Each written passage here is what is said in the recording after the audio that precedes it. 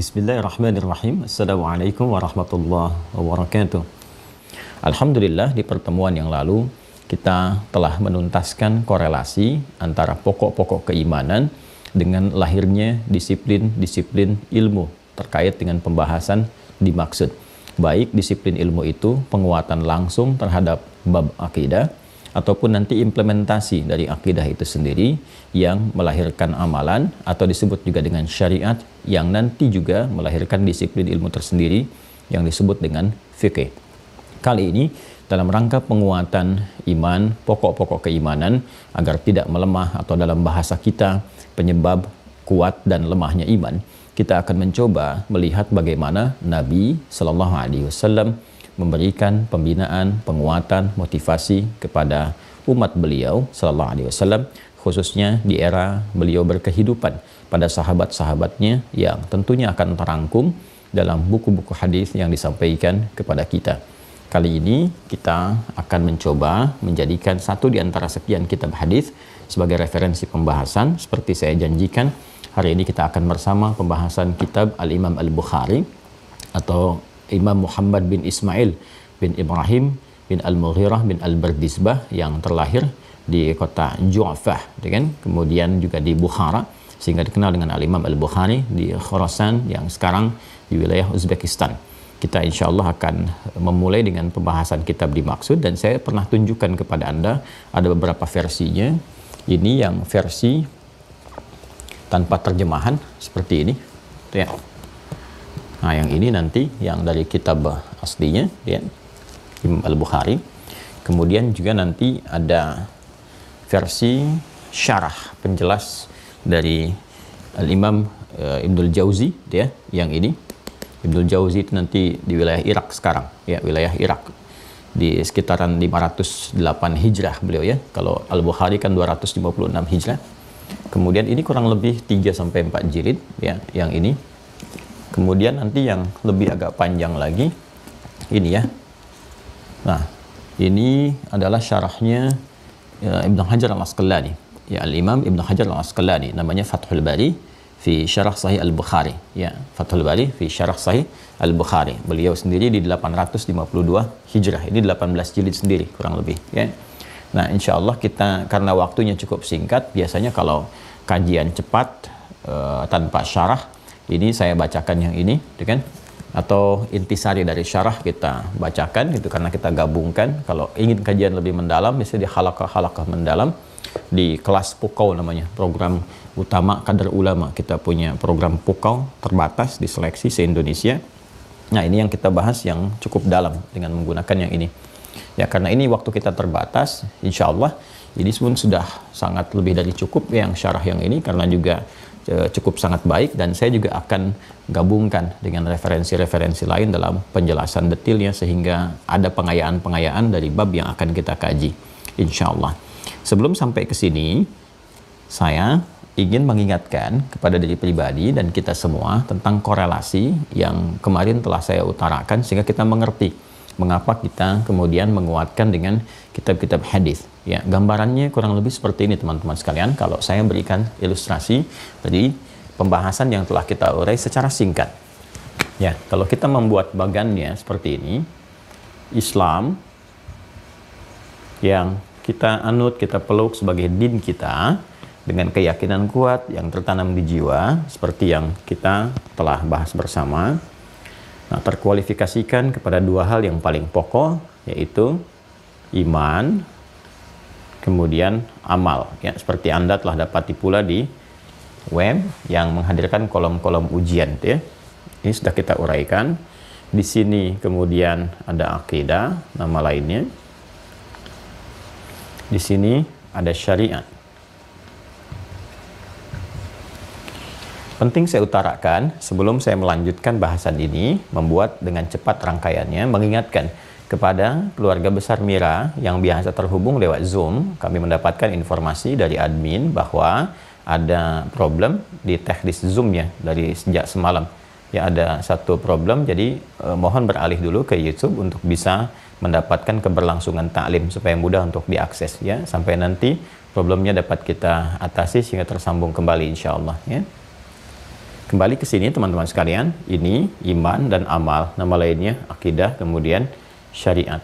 Ini tersinergi, dua-duanya tidak dapat dipisahkan, saling keterkaitan sekaligus menjadi parameter bagi keduanya.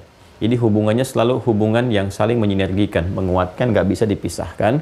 Seperti saya sampaikan, seperti dua sayap burung, kalau satu bermasalah, kan, maka sulit untuk terbang.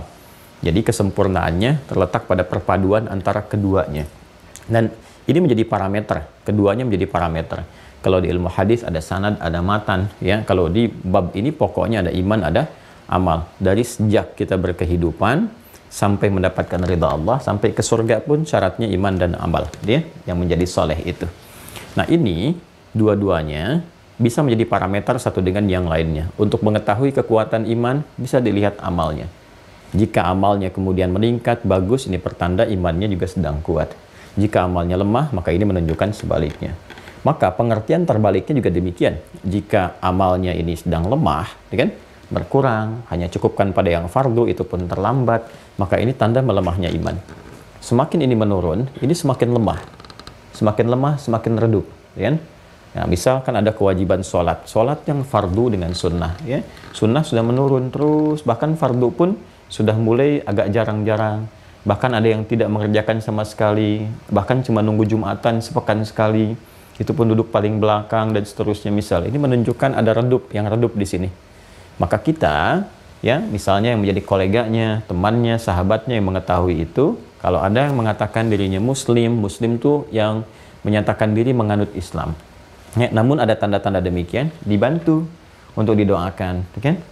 Dengan doa kita di sepertiga malam, ya, dalam sujud kita, kemudian dakwahi dengan kelembutan, dengan cara yang baik, dengan tuntunan, kan? Bisa dengan tontonan, kalau tuntunan kita tunjukkan, ajak, dengan tontonan dikirimkan, ya, ceramah-ceramah yang menyejukkan, yang baik, hikmah dan sebagainya, sehingga ada sentuhan kepada jiwa untuk berubah. Demikian seterusnya. Ini butuh penguatan, butuh motivasi. Ya, walaupun keduanya saling menguatkan, tersinergikan, tapi keduanya punya pokok-pokok tersendiri, ya kan? Penguat-penguat tersendiri di wilayah internalnya masing-masing, yang dengan itu bisa menghadirkan cahaya, dan cahaya ini yang saling support menguatkan satu dengan yang lainnya. Ini memiliki nanti cabang ilmunya, ini pun ada cabang ilmunya. Dengan cabang ilmu itu, keduanya akan mengarahkan satu sinergi yang sangat baik. Ini nanti iman disebut dengan tauhid ilmunya, ya kan? Ini disebut dengan fikih ilmunya. Kurang lebih seperti ini. Ya, dan ini pun kadang disebut dengan fikih akbar yang tertingginya. Ini memiliki pokok. Pokoknya ada 6. Pokok dasar, simpulnya disebut dengan rukun. Ya, kadang disebut dengan pokok, kadang disebut dengan simpul. Ya, kalau simpul itu bahasa Arabnya hablun, talinya hablun, kan? Sehingga kita sering mendengar istilah hablum minallah. Kan? Hablum minallah, hablum minan nas, kan? Hablum minallah urusannya terkait dengan ibadah, hubungan online kita yang terhubung dengan Allah. Kalau ibadah supportnya dari sini. Ya, karena ibadah itu muncul nanti dari terapan iman. Iman jadi amal, amal jadi soleh, amal soleh nanti rinciannya ibadah, kan? Ibadah nanti turunkan lagi menjadi hasanah, hasanah nanti menjadi ajrun, ajrun jadi rahmat, rahmat mendapatkan surga. Demikian. Kalau kita turunkan ke sini menjadi soleh, amal soleh ini nanti konsepsi detailnya di ibadah, ya kan? Ibadah ini bernilai hasanah, hasanah mendapatkan ajrun, ajrun itu pahala, ya kan? Lahum ajrun ghairu mamnun, dari sini mendapatkan rahmat. Kurang lebih petanya seperti ini kalau kita membaca Al-Quran atau bahkan di keterangan hadis-hadis Nabi SAW. Di sini baru surganya, baru jannahnya, ya kan? Nah, ini kurang lebih teman-teman sekalian, petanya seperti ini. Ya, gambarannya demikian. Nanti untuk mendapatkan ini semua, kesini lagi pokoknya dari sini. Ya, nanti prakteknya ini kan kesini, syariat tuh nanti kesini, nyambungnya, ilmunya ini. Makanya kalau nanti di sini ada sholat, ilmunya fikih, kita kenal fikih sholat. Ya kan? Kalau di sini ada zakat, ilmunya fikih, kita kenal fikih zakat. Di sini ada umrah haji, ini ada ilmunya fikih, dikenal dengan apa? Fikih haji. Jelas ya? Nah, di sini ada pokok juga, ada rukun, atau dikenal dengan simpulnya, ya kan? Simpulnya, hablun, talinya. Ya, kalau simpul kan dikuatkan, jadi penguat kan? Pokok-pokok jadi pondasi. Ini terkait dengan iman kan? Rukunnya maka disebut dengan rukun iman. Pokok-pokok yang menguatkan. Sehingga ketika kuat itu pokoknya, pondasinya, bangunannya bisa lebih baik, ya. Lihat ilustrasinya. Saya pernah sampaikan kepada Anda tentang ilustrasi ini. Ketika pondasinya kokoh, bagus, kan kita mulai membangun tiang-tiang kan? Secara fisikal juga demikian kan susunan materinya. Pondasinya bagus, maka tiang-tiangnya mulai didirikan. Dari tiang-tiang pancang dan seterusnya baru kita bangun, isi semuanya. Ya? Batu batanya dan sebagainya terus sampai ke atas dindingnya. Nah, karena itu kalau sudah kokoh ini, tiangnya muncul. Tiang itu syariat. Ada tiang amal, sholat. Ya, misalnya. Karena itu sholat disebut dengan tiangnya agama. Agama itu kan ad-din yang kita sampaikan. Ad-din. Ad-din itu apa? Ya Islam. Ya, Quran surah ketiga ayat 19. Inna dina indallahil Islam. Jadi kalau dikatakan as-salatu imaduddin, kan salat itu tiang-tiangnya ad-din, tiang pokoknya Islam yang dimaksudkan ke sini. Tapi tiang itu nggak bisa berdiri kalau nggak ada pondasi, ya kan? Nah, faman aqamaha faqad aqamaddin, wa man yahadamaha faqad hadamaddin. Siapa yang menegakkannya, ya maka dia telah menegakkan ad-din, menunjukkan kebenaran keimanannya, dia tegakkan. Ya, artinya apa? Pondasi itu kan butuh pembuktian, tegak. Ini pondasi mau bikin apa nih? Orang kan kalau sudah membuat pondasi, sekitarnya bertanya, itu mau dibangun apa ya? Ya kan? Nah, jadi nampak terlihat nanti pondasi itu jelas ketahuan ada apa dan seterusnya kalau bangunannya mulai muncul. Oh, ini rupanya. Kita juga sama, kalau sudah ada pengakuan Islam, saya Muslim, asyhadu an la ilaha illallah, asyhadu anna Muhammadar Rasulullah, maka ditanya tuh bangunannya apa ya kelihatannya. Ya, karena sudah ada pondasi yang mau dia bangun harus kelihatan, maka pembuktian dari sini. Itu korelasinya. Indah, Islam itu Masya Allah gitu ya, kalau kita coba dalami, pahami dengan hati yang bening, yang jernih, yang pemikiran yang objektif, rasionalitas digunakan dengan baik, semuanya tidak ada yang tidak terkorelasi, terhubung semua. Terhubung, sampai ke kiasan, sampai ke implementasi kehidupan, sampai kemudian ke kiasnya, analoginya dalam keberhidupan kita. Jadi antara metafisik dengan dunia fisikal, itu semuanya terkorelasikan. Bahkan kalau mau dibawa ke aspek keilmuan pun, sampai ke yang real, yang nyata dalam kehidupan, sampai yang ke eksakta, itu berkehubungan satu dengan yang lainnya. Ya, berhubungan, berkorelasi. Nah, ini simpulnya nanti disebut dengan akidah. Nah, kalau sudah simpul kan tali. Kalau tali itu kan dikuatkan, ya kan? Dikuatkan, diikat dan sebagainya. Ini ikatan yang disebut dengan akidah. Dari kata akadah, ya kan? Ini ada 6 pokok, sudah kita bahas. 1, ya kan? 2, 3, 4, 5, 6. Nah, ini yang pertama, menguatkan keimanan, mengetahui tentang Allah dan segala yang terkait dengannya. Kemudian malaikat, ya. Kemudian kitab. Kemudian rasul.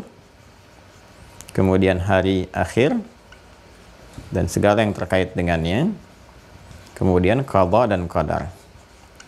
Qada dan qadar. Nah, pondasinya di sini. Ini pokoknya. Dan manusia berkehidupan itu dengan fungsinya sebagai khalifah di bumi, membangun, menghadirkan asas manfaat, kesuksesan, kebaikan, ketentraman, kedamaian, pokok-pokoknya ini. Jadi kita tuh hidup untuk menerjemahkan pokok berkehidupan yang ini, yang 6 ini. Ya, karena saat dalam kandungan pun seperti saya sampaikan di Quran surah ke-7 ayat 172, ya kan? Ini pokok keberimanan sudah ditanamkan dalam fitrah kita. Wa idz akhadha rabbuka min bani adama min zuhurihim dzurriyyatahum wa asyhadahum ala anfusihim. Ya kan? Apa yang disampaikan? Qala alastu bi rabbikum? Kita jawab, qalu bala syahidna an taqulu yaumal qiyamati inna kunna an hadza ghafilin. Ini yang pokoknya. Makanya ketika lahir, karena itu bawaan dari hidup kita disebut dengan fitrah. Ketika lahir, fitrah itu terbawa.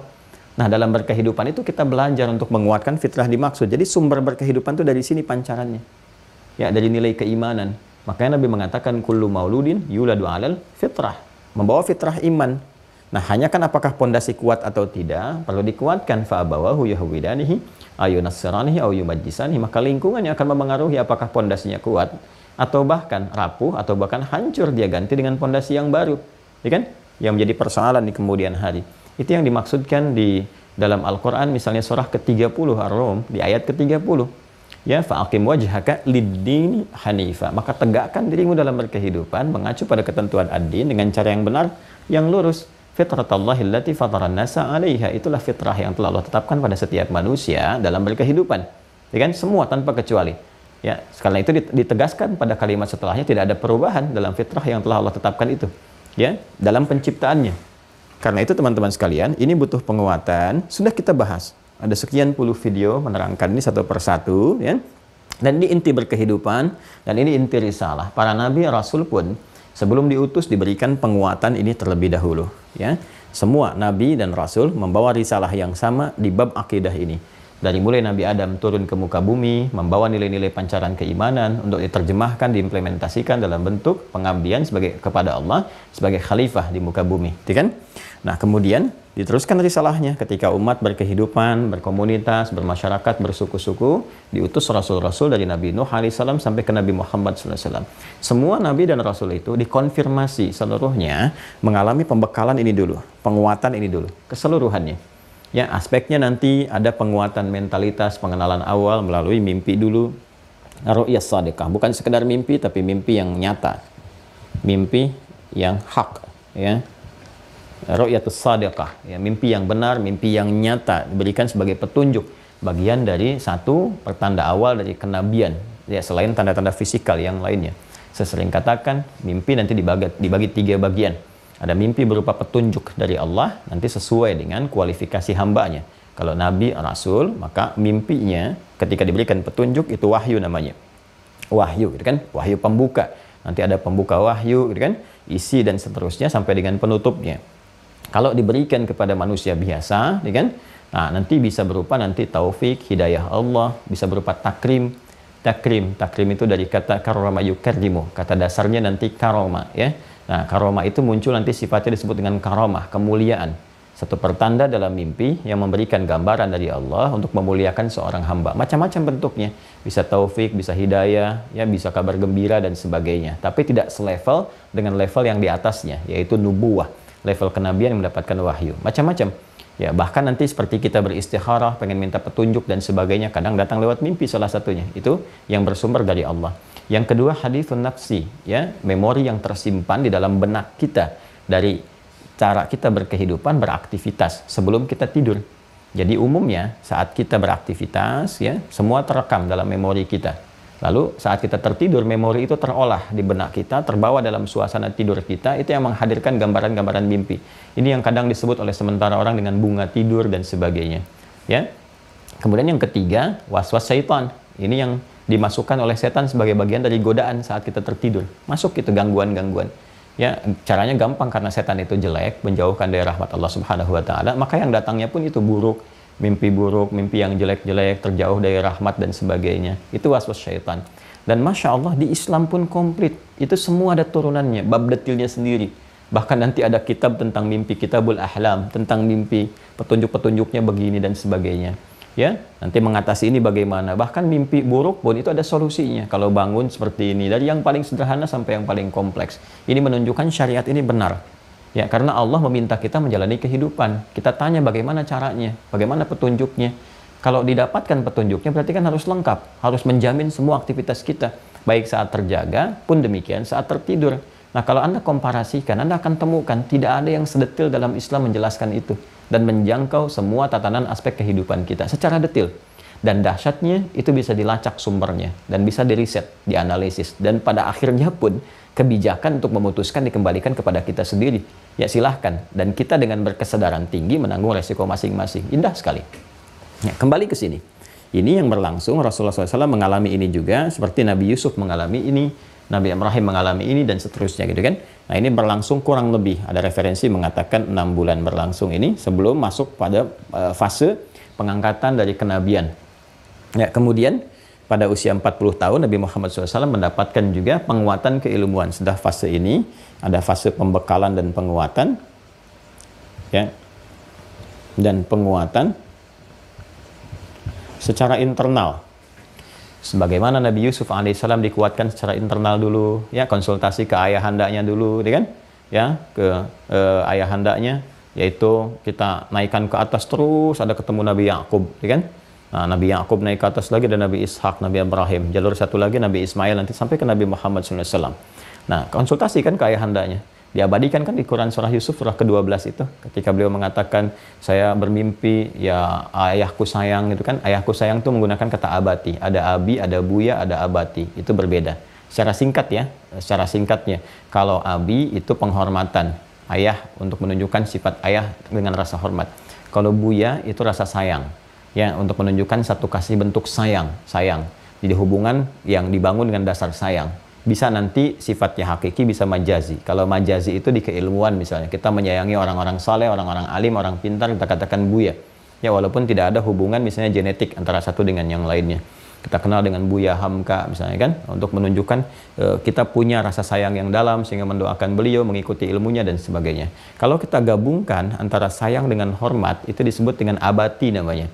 Ya, abati. Di ibu juga ada ummi, umayyah, itu kan amati. Itu gabungannya. Jadi kalau kita katakan abati, itu artinya sayang dan hormat. Dan di Al-Quran, diksi yang menunjuk kepada hubungan anak dengan ayah, itu selalu komunikasinya sayang dan hormat. Ya, ayah manggil bunayya, bunayya, bunayya, anak memanggil ya abati inni ara fil manami, dan seterusnya. Ya, hei, duhai ayahandaku, saya melihat dalam mimpi, duhai ayahandaku, dengan penuh hormat dan sayang. Demikian Nabi Ismail juga menjawab ya, ketika ketika Nabi Ibrahim bermimpi, dikonfirmasikan jawabannya ya abatif al ma tu'mar, duhai ayahanda, dengan rasa hormat dan sayangku, cepat kerjakan. Ini pasti wahyu, ini pasti petunjuk dari Allah. Itu bisa terbaca. Ini konfirmasi di internal. Nabi Muhammad pun demikian SAW. Ada penguatan begitu mendapat itu, dikonfirmasi dengan istrinya, ya, Sayyidah Khadijah tercinta, istri Nabi SAW, Ummul Mukminin, Masya Allah. Semoga Allah merahmati beliau, menyayangi, kan, sebagaimana Nabi memberikan juga petunjuknya. Dan semoga rahmat itu pun disertakan kepada kita, ya, sesuai dengan kapasitas dari amal saleh kita dan rahmat Allah Subhanahu wa Ta'ala kepada kita. Dikonfirmasi lagi. Nah, karena Nabi Muhammad itu risalahnya risalah penutup terakhir, maka harus mengonfirmasi nabi-nabi sebelumnya, risalah sebelumnya. Dan yang didengar oleh Sayyidah Khadijah, ya kan, membawa informasi risalah-risalah sebelumnya itu, diantaranya siapa? Waraqah bin Nawfal, dari koleganya juga. Maka dikonfirmasikan, benar nggak ini yang disebutkan di kitab sebelumnya? Ini suami saya ada tanda-tanda begini dan sebagainya. Dikonfirmasi, ternyata malah dibenarkan kan? Ini menunjukkan kebenaran risalah Nabi Muhammad yang diakui. Oh, coba dicek dulu satu-satu, apa yang kamu lihat, apa yang kamu rasakan. Begitu diceritakan, ya ibna akhi, Masya Allah, duhai anak saudaraku, ya, disampaikan. Ini kamu telah mendapatkan begini, seperti Musa mendapatkan seperti itu, seperti Isa mendapatkan demikian, disebutkan. Ya, dan beliau sangat memahami tentang Injil, makanya menuliskan Injil dengan bahasa Ibrani, disampaikan oleh beliau. Bukan Bible ya, tapi Injil. Beda antara Bible dengan Injil, beda. Kalau Bible dari Biblos, itu catatan. Ya, dengan penilaian persepsi masing-masing. Kalau Injil, ini disebutkan kepada kitab yang diturunkan pada Nabi Isa. Nah, itu waktu turun-temurun disampaikan terjaga, ya, dan di kitabnya itu tertuliskan ada Waraqah bin Nawfal di antara yang menyampaikan itu, menulis dengan bahasa Ibrani, disampaikan di lingkungan jahiliyah pada masa itu, tapi sangat terbatas, tidak banyak menyebar gitu kan pada saat itu. Nah, Sayyidah Khadijah mengetahui, yang dikonfirmasi, disampaikan. Nah, dan itu dijelaskan di Al-Quran juga, Quran surah ke-61 As-Saff, di ayat yang ke-6, tentang berita Nabi Isa alaihissalam yang akan kedatangan Nabi penutup.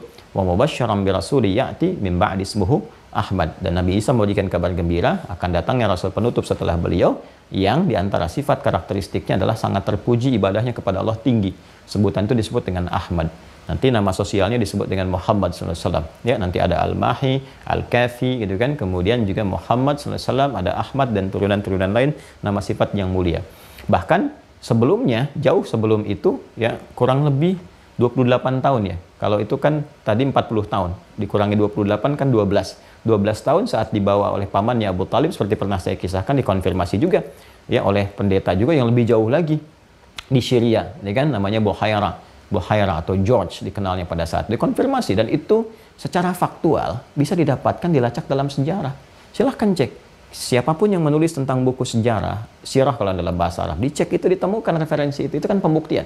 Di sejarah membuktikan kebenarannya, referensinya terang dan jelas, kemudian wahyu dikonfirmasi. Kalau yang tadi memberikan konfirmasi tentang dari turunan garis ke Nabi Isa, yang ini turunan garis ke Yahudi ke Nabi Musa, terus semua mengonfirmasi tentang Yahudi begini, tandanya diketahui dan seterusnya. Jadi konfirmasinya jelas, maka di internal diberikan pembekalan oleh Allah Subhanahu wa Ta'ala kurang lebih selama 3 tahun.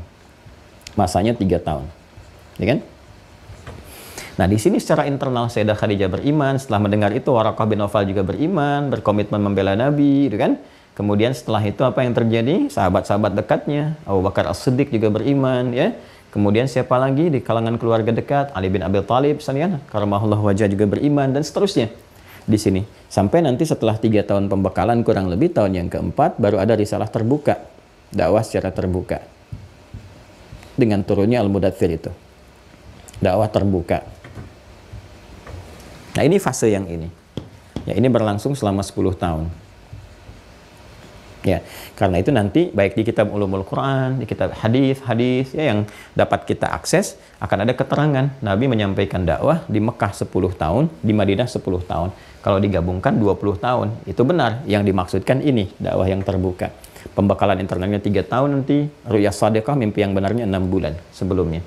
Nah, ini nanti memberikan manhaj tersendiri kepada kita. Kalau kita ingin mengajak orang lain dalam kebaikan, menyampaikan risalah yang mulia, maka harus ada pembekalan secara internal dulu, penguatan pengetahuan, terutama pada aspek yang akan kita sampaikan kepada orang lain. Kita mengajak, misalnya kita ingin ajak tahajud, bekali dulu diri, tahajud dulu praktekkan, ya, kemudian ilmunya dibahas, tajamkan sampai dalam, sampai kuat, sampai mengerti. Jadi ketika orang bertanya, atau kita akan mengajak, kalau bertanya kan kita jawab seadanya yang kita tahu. Tapi kalau kita ingin mengajak, kita mesti punya bekal pengetahuan yang kokoh. Ya, kalau ditanya kenapa tahajud, kita jawab, ya, selain pembuktian iman, Allah janjikan begini, dan saya rasakan itu ada ketenangan, ketentraman, dan sebagainya. Ini gambarannya. Nah, ini 10 tahun ini, ya, ini masanya, fasenya, fase yang pertama dakwah terbuka. Fase yang pertama ini, teman-teman sekalian, ini terkait dengan penerangan aspek ini, pengokohan 6 pokok ini, penguatan pondasi. Ini disampaikan sebelum beliau berhijrah. Berhijrahnya kemana? Ke Yathrib yang kelak jadi Al-Madinah Al-Munawwarah. Karena umumnya posisi sebelum hijrah itu berada di Mekah. Ini berada di Mekah fatrah ini, maka segala yang tergantung, ya, dan terkorelasikan dengan pengajaran ini disebut dengan Makkiyah namanya. Makkiyah. Dari kata Makkah, kemudian ada di sini nisbatnya, segala yang terkait dengan Mekah.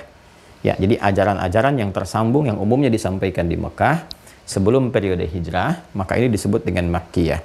Di fase Makkiyah inilah selama 10 tahun kurang lebih, dalam keadaan saat Nabi di Mekah khususnya, maka turun wahyu, turun ayat-ayat, ya kan? Turun surah-surah yang mensupport, menguatkan, membimbing kita pada penguatan pokok yang ini, yang 6 itu. Maka surah-surah yang turun ini yang disebut dengan surah Makkiyah. Surah Makkiyah. Ya, pada umumnya. Kalau kita ingin kaitkan dengan pembahasan aspek tauhid, maka surah-surah yang diturunkan di Mekah sebelum Nabi hijrah. Kalau kita ingin bahas di Ulumul Quran lebih luas lagi, surah-surah yang turun sebelum Nabi hijrah. Nanti setelah Nabi hijrah disebut dengan Madaniyah. Walaupun turunnya belum tentu di Madinah, tapi setelah Nabi hijrah. Kalau sebelum Nabi hijrah, otomatis adanya di mana? Ada di Mekah. Maka dari sini kita akan dapati bagaimana kokohnya orang-orang yang belajar dengan Nabi di fase ini, fase yang pertama ini. Imannya kuat sekali. Kan kita belajar, bahkan kisahnya viral sekali. Bagaimana Bilal diancam, dipersekusi, akan dieksekusi, kan? Kemudian dibawa ke tanah lapang yang panas, teriknya luar biasa membakar, tangan diikat, disimpan batu yang cukup besar, menindih sehingga napasnya pun terganggu kelancarannya. Bukan cuma batu biasa, kan suasana panas, batunya panas. Ya kan? Hanya untuk diminta menanggalkan simpul-simpul ini. Ya kan? Diminta untuk melepas simpul-simpul akidahnya. Apa yang dikatakan? Ahad, ahad, ahad, ahad. Karena sudah terpatri nilai tauhid dalam dirinya. Ya, ditawari apapun itu tetap ahad, ahad, ahad. Dicambuk ahad, ahad, ahad, ahad. Ya, jadi nggak lepas simpulnya. Ya, nggak repot. Ini yang karena kuat. Pembinaannya karena kuat. Kalau nggak kuat nanti dikasih mie instan, udah geser. Kasih sarung, geser. Kasih bantuan materi, geser. Dikatakan aku mencintaimu, lepas simpulnya. Ini yang jadi repot nih. Kenapa? Karena pokoknya nggak kuat di sini. Pokoknya nggak kuat, ya kan? Karena itu yang harus kita lakukan adalah penguatan-penguatan ini. Kita harus mengambil saripati-saripati ini untuk kita pelajari gimana sih orang-orang dulu belajar kepada Nabi. Itu yang kita jelaskan kemarin, makna-makna ini, gitu kan? Makna-maknanya dalam puluhan video yang telah kita tampilkan. Ini loh materinya ini, seperti ini, seperti ini, seperti ini. Tinggal kan belum penguatannya. Kalau kita ingin penguatan, berarti kita harus merangkum ini kan. Ya. ayat-ayat ini. Ini yang dikeluarkan oleh ulama sehingga mereka banyak menuliskan kitab. Kemarin saya contohkan, nih kita munculkan kembali. Ini ada Syekh Manna Al-Qattan, ini sistematis yang menulis Mabahith fi Ulumil Quran. Ini diterangkan surah apa saja yang termasuk Makkiyah, terangkan, tuh kan? Kemudian juga nanti seperti yang saya sampaikan kemarin ada Al-Itqan fi Ulumil Quran, tuh kan? Al-Itqan fi Ulumil Quran. Nah, ini. Nah, seperti yang ini, tuh kan? Nah, ini juga sudah kita sampaikan. Ini dibahas surah-surah Makkiyah. Bahkan yang menariknya detil sekali, Masya Allah teman-teman sekalian. Ini turunnya kapan, dalam suasana apa, apakah siang ataukah malam, ada kejadian apa. Dan menariknya, setiap kejadian-kejadian itu dirinci lagi. Kalau detil disebutkan namanya, itu berarti merujuk pada kejadian si fulan. Jaminannya untuk si fulan. Tapi kalau secara umum disebutkannya, ini menunjukkan kejadian dimaksud, memberikan gambaran kepada kita, akan terjadi lagi karakternya di masa depan. Ya, kejadian yang mirip-mirip, yang serupa, cuman tokoh dan keadaannya berbeda. Ya, seperti Al-Kafirun kan turunnya di sini, Makkiyah. Al-Kafirun itu kan nggak disebutkan tegas jelas siapa orang-orangnya. Hanya orang-orang yang belum menerima risalah, yang menutup diri dari Islam. Kafirun itu kan dari kata kafir, ya dasarnya kafaro. Kafaro itu menutup. Ya, makanya diserap ke dalam bahasa Inggris jadi cover. Banyak kok dari bahasa Inggris berasal dari bahasa Arab. Ya, seperti sugar gula itu dari kata sukar. Banyak, ya, termasuk ini, cover itu dari bahasa Arab asalnya, kafara. Ya, kafara itu kan yang menutup. Kenapa disebut cover? Karena menutup isinya. Ini cover ini menutup isinya begini, tertutup sehingga nggak kelihatan isinya. Ya, kafir orang yang menutup diri. Ya, jadi ada orang-orang yang ketika disampaikan dia bertanya tentang Islam, disampaikan risalah begini, tapi dia menutup diri dari Islam, menutup dirinya, maka disebut kafir, ya kan? Jadi itu bahasa yang sangat luar biasa, lembut. Ya, halus untuk memberikan gambaran kontra dari iman. Jadi iman yang membuka, yang cahaya, yang menutup disebut dengan kafir, menutup diri. Ya, itu poinnya. Duhai orang yang masih menutup diri dari risalah Islam, gitu kan? Yang belum mau menerima secara utuh, gitu kan? Ya, dan sebagainya. Ini turun Al-Kafirun. Qul ya ayyuhal kafirun. Itu turun kan saat ada sekelompok orang mengajukan kepada Rasulullah menyampaikan, ya Muhammad SAW, nggak usah kita berselisih, nggak usah kita berperang dan sebagainya. Ya, kita kompak-kompakan aja, gabung-gabungan aja. Malam ini kami nyembah Tuhan kamu, besok-besok kamu nyembah Tuhan kita. Maka turunlah kemudian satu surah tentang toleransi dalam berakidah. Dan toleransi yang sangat indah sekali. Tanpa mencampuri sedikit pun, tanpa mengganggu dan sebagainya. Maka apa yang turun? Qul ya ayyuhal kafirun. Katakan Muhammad SAW, hei orang-orang yang masih menutup diri dari risalah Islam. La a'budu ma ta'budun. Kan? Nah, kita komitmen saja. Aku tidak menyembah apa yang kalian sembah, wala antum abiduna ma'abud, dan kalian pun nggak harus repot menyembah apa yang aku sembah. Masing-masing saja. Kalau mau diuji, dikomparasikan, silahkan saling mempelajari. Anda mengenal tentang Islam, Islam menjelaskan begini, silahkan riset tentang Tuhan, konsepsinya, di teologinya, ya di ilahiyatnya, silahkan dicek. Kalau yakin, alhamdulillah. Tidak, resiko masing-masing. Sampai ke ujungnya, lakum dinukum waliyadin. Kan? Kalian apa yang kalian yakini, kami apa yang kami yakini. Kalau ingin mempelajari, silahkan. Kalau ingin dikomparasikan, silahkan. Mana yang kitab kalian, mana yang dianggap wahyu, silahkan. Dibandingkan dengan Al-Quran, dicek. Apakah ini benar? Cek lewat perjalanan sejarah, cek lewat riset ilmiah, cek pembuktiannya. Ya, makanya di Islam nanti akan sangat indah kalau kita turunkan setelah ini kita uraikan. Nah, itu manhaj yang dibawa demikian. Nah, kalau disampaikan umum, maka dalam kaidah tafsir diantaranya menyebutkan peristiwa itu akan terjadi lagi. Di kemudian hari akan kita temukan orang yang mengajak-ngajak, gitu kan?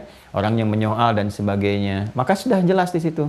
Turun ayatnya, lakum dinukum waliyadin. Sudah konsepsinya masing-masing, nggak usah saling mengganggu.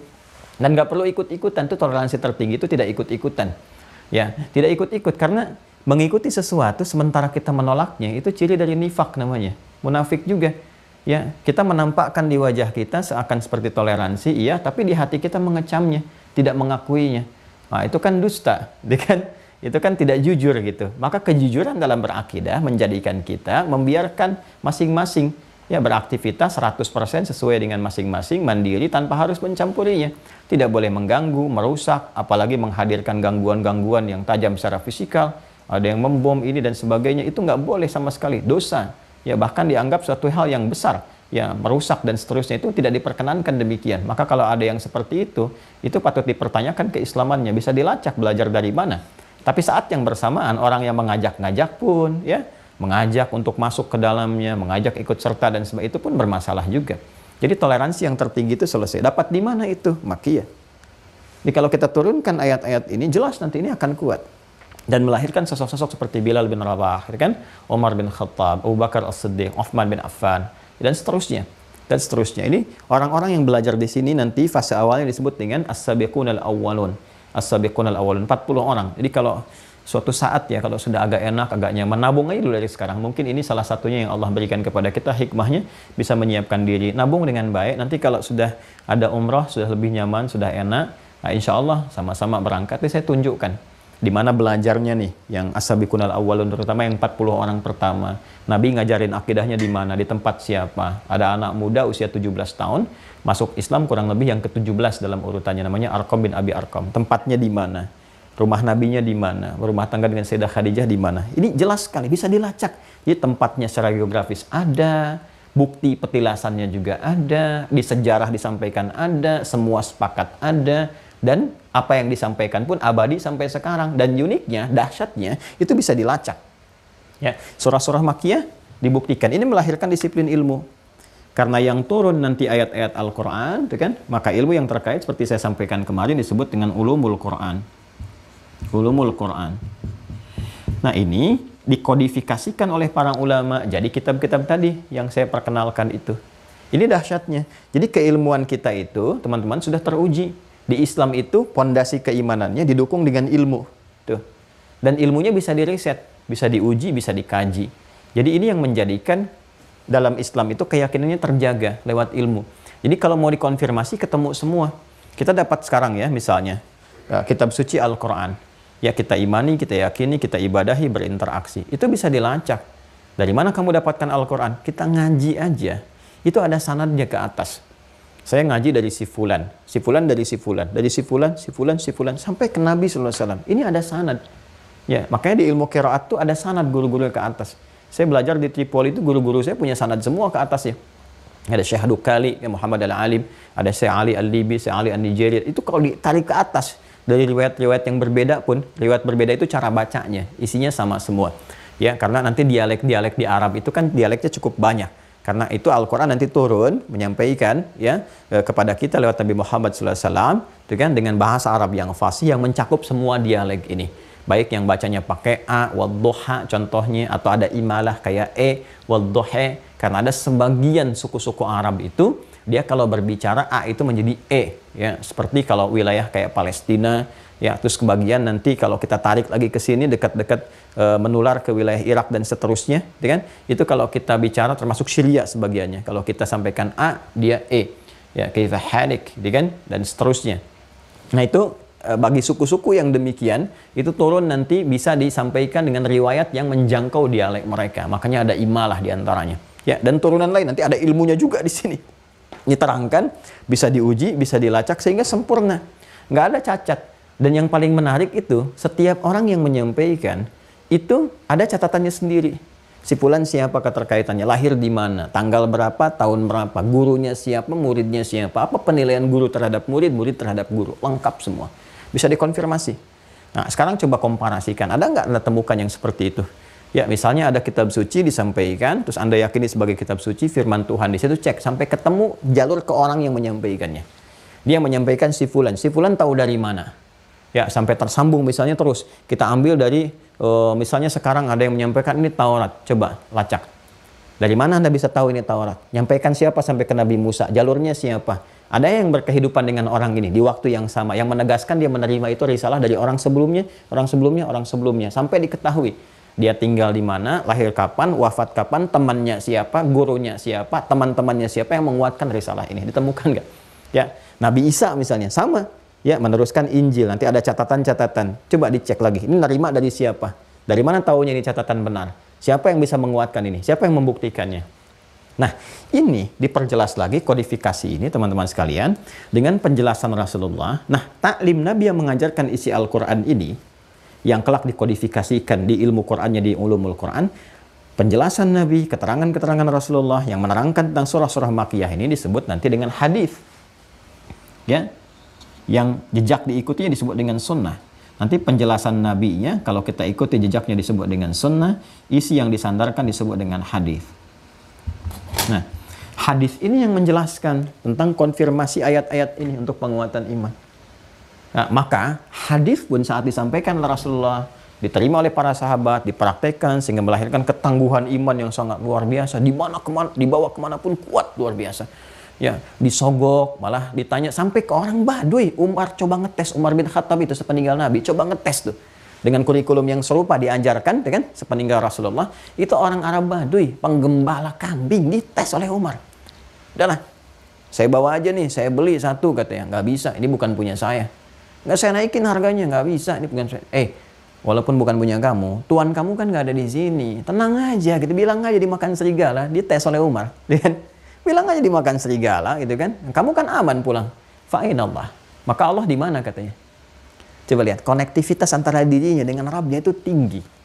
Ya, dia lebih takut tuh kan, merasa diawasi oleh Allah, dihisab oleh Allah, dibandingkan dengan tawaran-tawaran manusia. Fa'inallah. Lalu Allah di mana? Maka Masya Allah, Umar sangat bersyukur, gitu kan? Memberikan respon yang luar biasa. Artinya ketika beliau jadi pemimpin, beliau kan akan dihisab oleh Allah.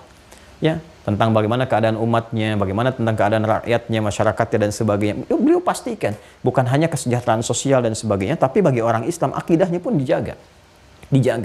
Nah, ini yang coba kita kuatkan, dibawa ke dunia diplomasi, ke birokrasi, dalam kehidupan sosial, dan macam-macam. Jangan sampai nanti tawaran begini, disogok, diikutin proyeknya. Ujung-ujungnya kan ditangkap oleh pihak yang berwenang. Maka kalau iman kita kuat, nggak ada tuh korupsi. Nggak ada sogok menyogok dan sebagainya. Nggak ada bikin hoax. Jadi kayaknya tertib gitu, aman, enak. Kita butuh kualitas yang demikian. Nah, penjelasan dari Nabi ini, kurikulumnya yang diwariskan kepada zaman sahabat, dipraktekkan, menghasilkan kualifikasi tadi, dikodifikasikan, dikumpulkan lagi oleh para ulama.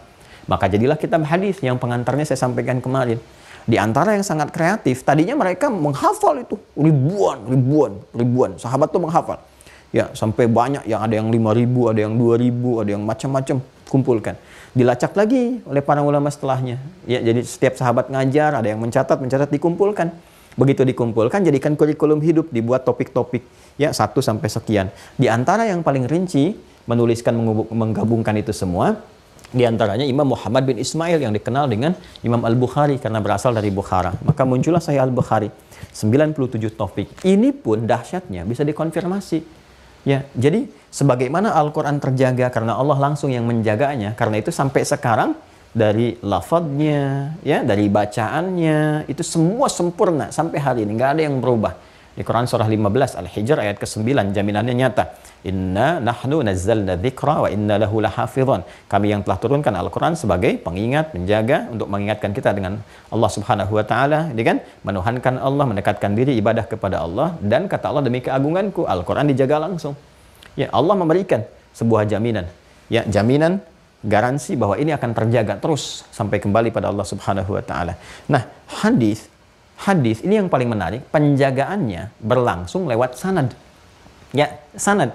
Tapi karena perbedaan hadis dengan Al-Quran, lafadznya tidak langsung bersumber dari Allah, tapi maknanya dibimbing oleh Allah. Nabi menyampaikan lewat bahasa Nabi untuk memudahkan penjelasan Al-Quran.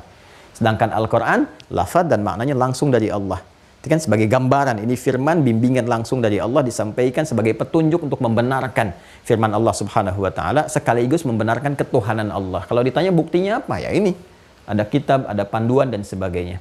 Lalu bagaimana memahaminya? Dijelaskan kan?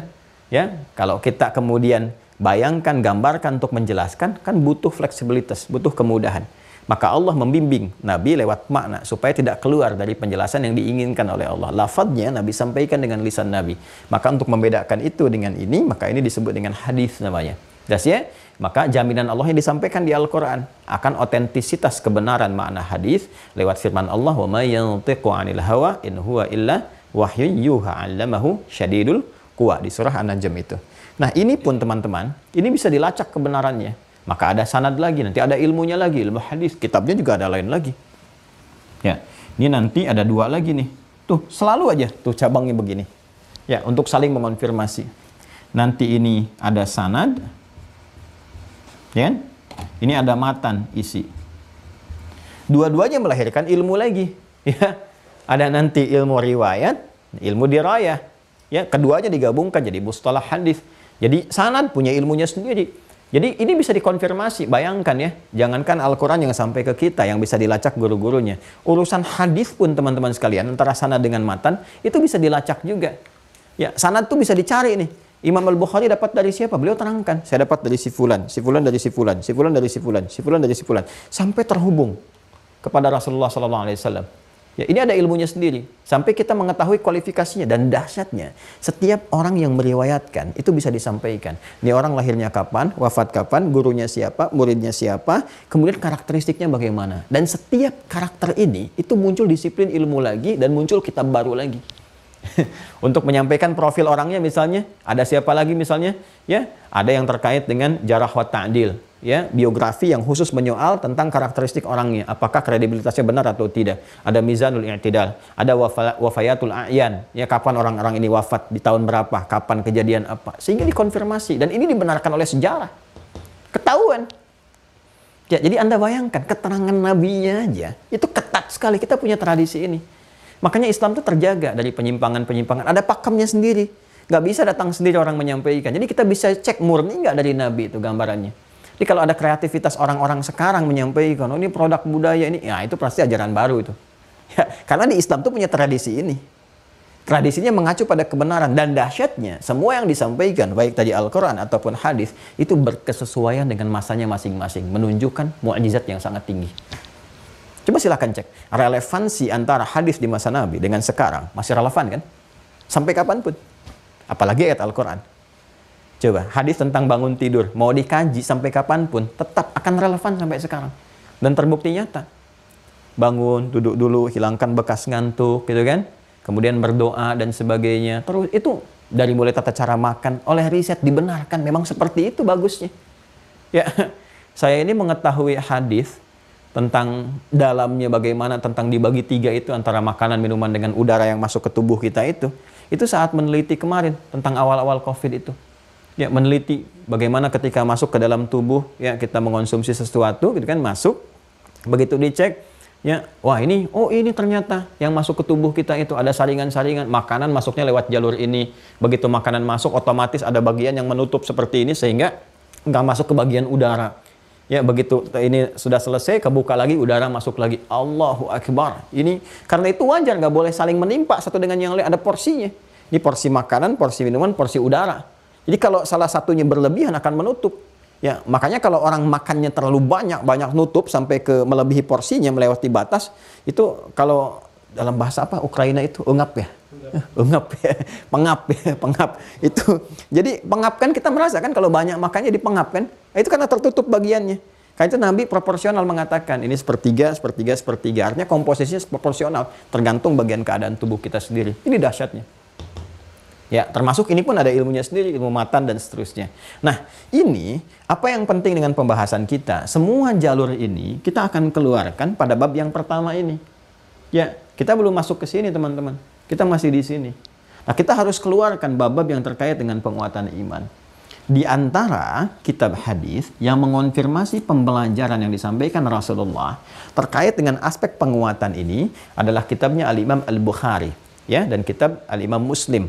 Keduanya menjadi rujukan yang paling utama, penjelas dari keterangan Rasulullah tentang ayat-ayat yang disampaikan kepada Rasulullah SAW, ya sebagai firman dari Allah Subhanahu Wa Taala yang bisa diriset, dikaji, ya segala turunannya, baik dari segi riwayatnya terhubung sampai ke Rasulullah atau bahkan sampai isinya. Dan telah banyak ulama menyampaikan karya-karya dimaksud.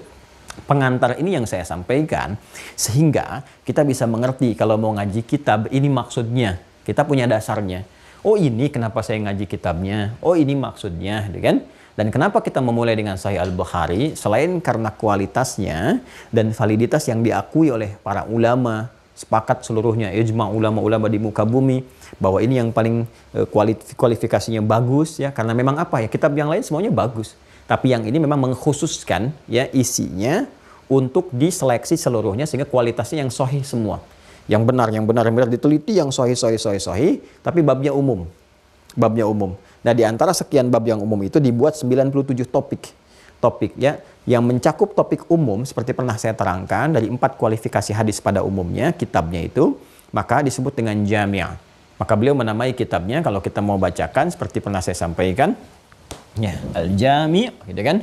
Al-musnad as-sahih al-mukhtasar min umuri Rasulillah sallallahu alaihi wasallam wa sunanihi wa ayyamihi. Ini dikenal supaya singkat disebut Sahih Al-Bukhari. Ya, dikenal dengan kitab Al-Jami'. Saya perkenalkan dulu isinya secara singkat. Al-Jami' kitabnya isinya komprehensif, ya. Jadi memuat bab-bab topik-topik yang luas. Di sini kurang lebih 97 topik. Ya, kemudian disampaikan lagi musnad, diteliti sanadnya. Musnad itu nanti asnada yusnidu, kemudian musnad untuk orangnya yang meriwayatkan, musnad susunan turunannya. Jadi beliau mengatakan, aku telah teliti semua topik-topik di sini, hadis-hadisnya, aku teliti semua tersambung kepada Rasulullah. Dan silahkan Anda cek, Anda uji kualifikasi orang-orangnya. Benar nggak ada si fulan dan sebagainya. Ya kan? Kemudian sahih, aku pastikan semuanya sahih. Sahih itu ada syaratnya lagi. Ya, disebut hadis itu sahih, termasuk nanti sanadnya ada 5 lagi. Ya, mattasala isnaduhu binaqlil adlid dhabiti anil adlid dhabiti kan min ghairi syudzudin wala illatin qadihatin. Ada 5 pokoknya. Harus tersambung sanadnya, nggak boleh putus kan? Nggak boleh putus di tengah-tengah, nggak boleh putus di ujungnya. Jadi kalau putus di ujung, nah bergeser dari sahih kepada yang lain. Ya, kemudian mattasala isnaduhu binaqlil adlid dhabiti. Adil harus punya sifat adil dan dhabit. Ya, jadi nggak bermasalah orangnya. Nggak banyak disoal oleh orang-orang, kelihatan tolak ukurnya, kebaikan dan sebagainya. Kemudian dhabit punya kekuatan hafalan yang sangat luar biasa. Jadi ada kualifikasi, ini nggak main-main. Jadi nggak bilang A, sekarang bilang A pakai titik, nanti 5 menit kemudian jadi koma. Atau ini kayaknya begini. Nah, itu keluar kualifikasi. Bisa turun nanti berdasar kualitas hafalan. Kalau beda sedikit jadi hasan nantinya. Nanti ada mudharib, ada macam-macam. Ya, kemudian min ghairi syudzudin wala illatin qadihatin, enggak disoal banyak orang tentang perkara-perkara yang bisa menurunkan marwah dirinya atau merusak tentang keagamaannya. Ya, enggak ada pelanggaran ringan apalagi yang berat gitu kan, pelanggaran-pelanggaran ringan. Ya, dari yang misalnya salah menatap, salah begini, salah bicara, gitu kan? Yang kadang-kadang kalau kita kan, saya pribadi suka terpeleset ya, lisan dan sebagainya, ini menjaga betul dirinya. Nah, apalagi hal-hal yang disoal oleh agama. Ya, ini ngarang-ngarang sesuatu aja, ini nggak masuk kualifikasi sehingga nggak bisa dibedakan mana hadis, mana karangan dirinya. Itu namanya diteliti keseluruhannya. Maka kata beliau, ini al-jami', gitu kan? Kemudian musnad sahih, al-mukhtasar, simple di dalamnya, nggak bertele-tele. Jadi manhajnya oleh beliau diterangkan ayatnya dulu, dikonfirmasi ayatnya, karena kan dari ayat tuh. Ya, fasenya ayat dulu, setelah ayat hadis nabinya. Ya, kalau dibutuhkan beliau keterangan sedikit, jadi kasih keterangan, nanti dibutuhkan itu diterangkan sedikit, langsung kemudian ke hadis-hadisnya. Setiap topiknya nanti banyak hadis.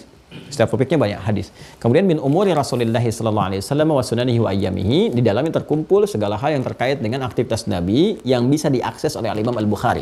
Artinya ditelusuri, diakses itu ditelusuri, karena kan beliau nggak hidup di zaman Rasulullah. Ditelusuri dari orang-orang yang tersambung informasinya ke kehidupan Rasulullah sallallahu alaihi wasallam. Dicari, hidupnya dibaktikan untuk itu saja. Ya, dan kegiatan Nabi 24 jam. Dihimpun jadi 97 topik, ditulis selama 16 tahun.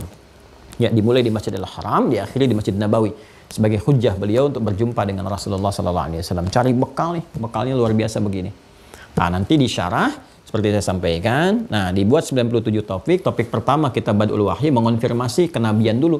Jadi kalau nanti langsung ke tiba-tiba bab akan ditanya dari mana taunya benar itu dari Nabi. Makanya jenius Imam Al-Bukhari. Dimulai dengan kitab Badul Wahyi, menerangkan tentang mula risalah wahyu untuk meyakinkan pada kita bahwa semua topik yang disampaikan, hadis yang disampaikan dari orang yang benar kenabiannya. Dari mana taunya? Disebutkan tanda-tandanya. Tanda kebenaran Nabi itu gini, dikonfirmasiku rasul-rasul sebelumnya. Ya, Nabi Nuh terus sampai ke Nabi Isa alaihissalam. Ya, menjadi Nabi itu punya tanda ini, secara fisikal begini, gitu kan? Ya, secara kemudian tanda-tanda kewahyuan begini, mimpi begini, macam-macam. Semua punya kesamaan. Nah, nggak mungkin beda. Semua Nabi punya tanda-tanda itu. Nanti tergantung kemuliaan di masanya diberikan kelebihan-kelebihan. Ya, semacam kalau dari awal kan Nabi Nuh sendiri itu, kan? Terus nanti ada yang disiapkan lagi masa-masa berbeda. Nabi Ibrahim dengan Nabi Ismail bahkan bersamaan dengan Nabi Ishak. Kan Nabi Ibrahim kan memberikan pembekalan, penyiapan. Biasanya kalau sebelum Nabi Muhammad itu disiapkan dulu. Ya, jadi setiap nabi itu ada penyiapannya.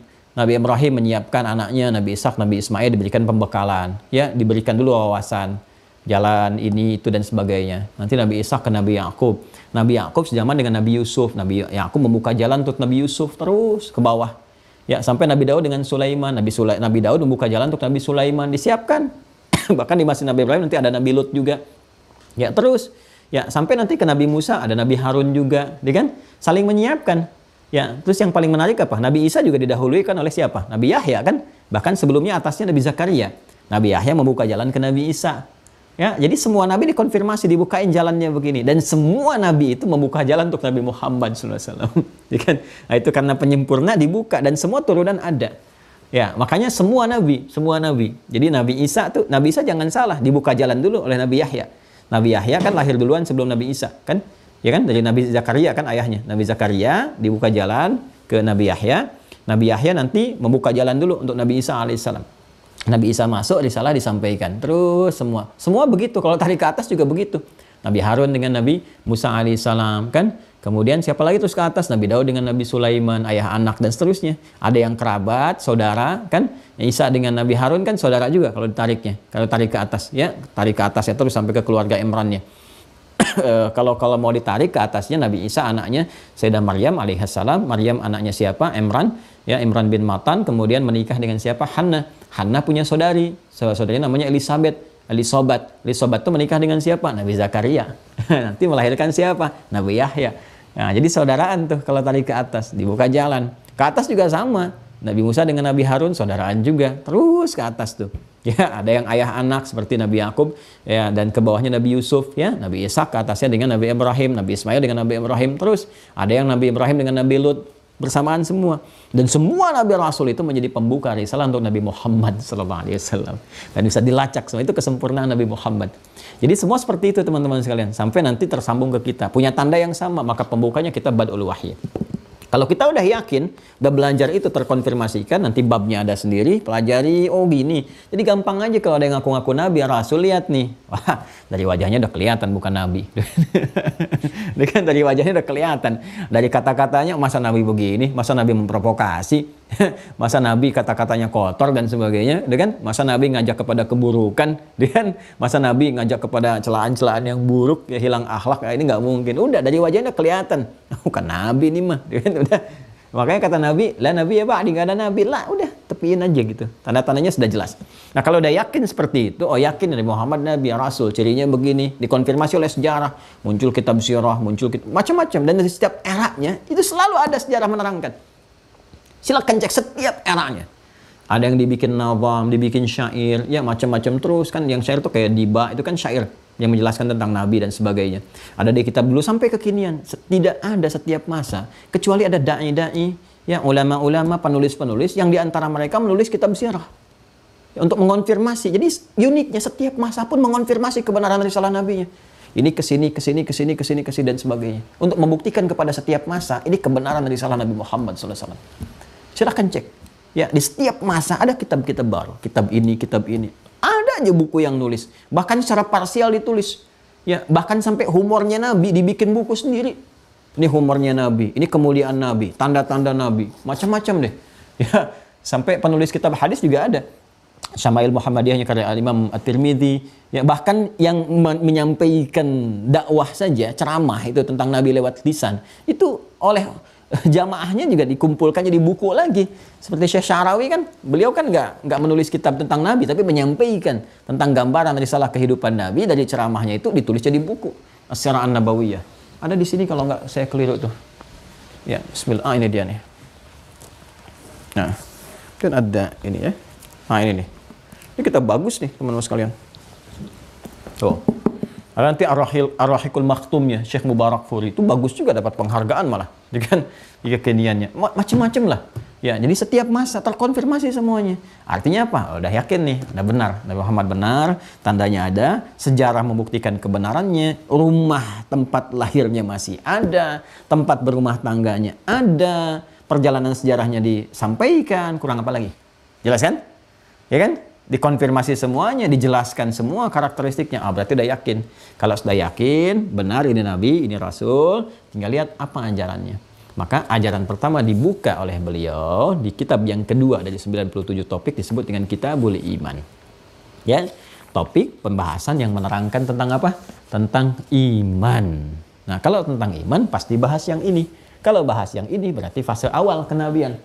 Kalau fase awal kenabian berarti menerangkan tentang ayat-ayat Quran yang turun untuk menguatkan iman. Inilah hadis-hadis ajaran Nabi yang coba kita dalami sehingga dengan itu diharapkan kualitas keimanan kita bisa didapatkan hasilnya seperti orang-orang dulu yang hebat-hebat itu.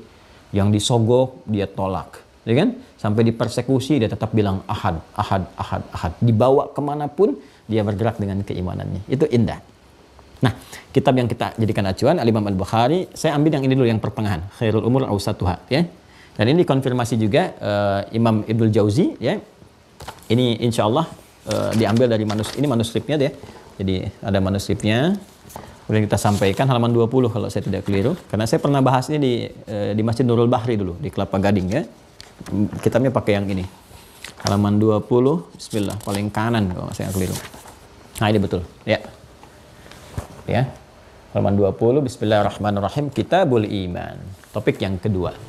Nah, jadi maksud saya, sebelum kita mulai, saya kasih penjelasan dulu. Ini loh begini. Nama kitabnya disebut begini, isinya begini. Karena kitab ulama itu ada maknanya yang menunjukkan tentang kesan isinya. Jadi kalau Anda mau ngaji Bulughul Maram, jangan langsung ke isinya. Kenapa disebut Bulughul Maram? Yang ngarangnya siapa? Inspirasi dari itu apa? Kenapa syarahnya Subulus Salam? Apa isinya? Siapa pengarangnya? Karena banyak inspirasi. Ya, kita baca dulu ya. Nah, satu bagian supaya ada yang didapatkan hari ini.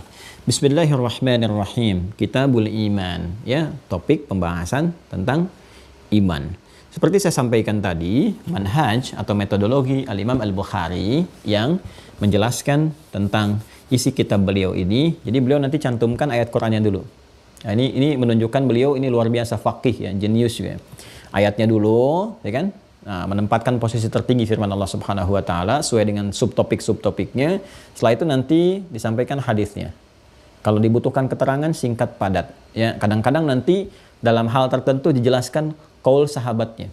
Ya, aqwal ulama dari kalangan sahabat tabi'in yang sampai ke masa beliau. Ya, jadi ini mengonfirmasi demikianlah sanad dalam keilmuan. Ya, pertama rujukannya Al-Quran, kemudian hadis-hadis Nabi Sallallahu Alaihi Wasallam, dilihat bagaimana sahabat menjelaskan, setelah itu konfirmasikan kepada tabi'in, ya jelas. Kalau di tafsir itu jalurnya, belajar dari Nabi ke siapa? Misal ke jalur Ibnu Abbas, ya. Ibnu Abbas nanti punya murid siapa lagi tuh? Ya, kalau yang ngakses ke Ibnu Abbas radhiyallahu taala anhuma. Ya, misalnya dari Ibnu Abbas kan sahabat, ya kan? Nanti masuk ke tabi'innya Imam Mujahid. Imam Mujahid nanti ngaji tuh ke Ibnu Abbas, konfirmasikan semua. Nanti dari Imam Mujahid terus ke bawah. Ya, tabi'in dan seterusnya. Nah, itu terkonfirmasikan. Hadis juga demikian. Ya, jadi nanti kita akan dapatkan beliau mengutip dari sahabat begini, dari tabi'in begini sampai ke masanya beliau. Ini membuktikan satu ketersambungan riwayat. Kitab yang kedua, Tsaniyan Kitabul Iman, pembahasan tentang kitab iman. Awalan babu qaulun Nabi sallallahu alaihi wasallam, ya kan? Hadza, itu kan? Hadza ini pembahasan tentang bab. Apa bab yang dimaksud? Titik 2, makanya di situ pakai dhammah kemudian. Qaulun Nabi sallallahu alaihi wasallam. Sabda Nabi sallallahu alaihi wasallam, itu kan? Bunyal Islamu ala khamsin. Topik yang pertama yang akan digali ini adalah tentang pondasi keislaman. Tuh, mengonfirmasi apa yang tadi saya sampaikan. Ya. Kita jawab pertama, babun, gitu kan? Bab ini, gitu kan? Akan menjelaskan apa? Qaulun Nabi sallallahu alaihi wasallam adalah tentang sabda Nabi sallallahu alaihi wasallam, bunyal Islamu ala khamsin. Islam dibangun berdasarkan 5 pokok rukun Islam. Itu ya. Tadi sampaikan, yang saya sampaikan itu 5 pokok, 5-nya kan dibagi pada 2 bagian. Ada pokok yang terkait keimanan, ya, ada pokok yang terkait amalan. Teruskan dulu. Wahua, sedangkan Islam itu qaulun wa fi'lun. Nah, qaulun wa fi'lun. Perkataan dan perbuatan, terhimpun dari perkataan dan perbuatan. Yuk, kita terangkan ke sini dulu ya. Kita batasi dulu supaya nggak berpindah.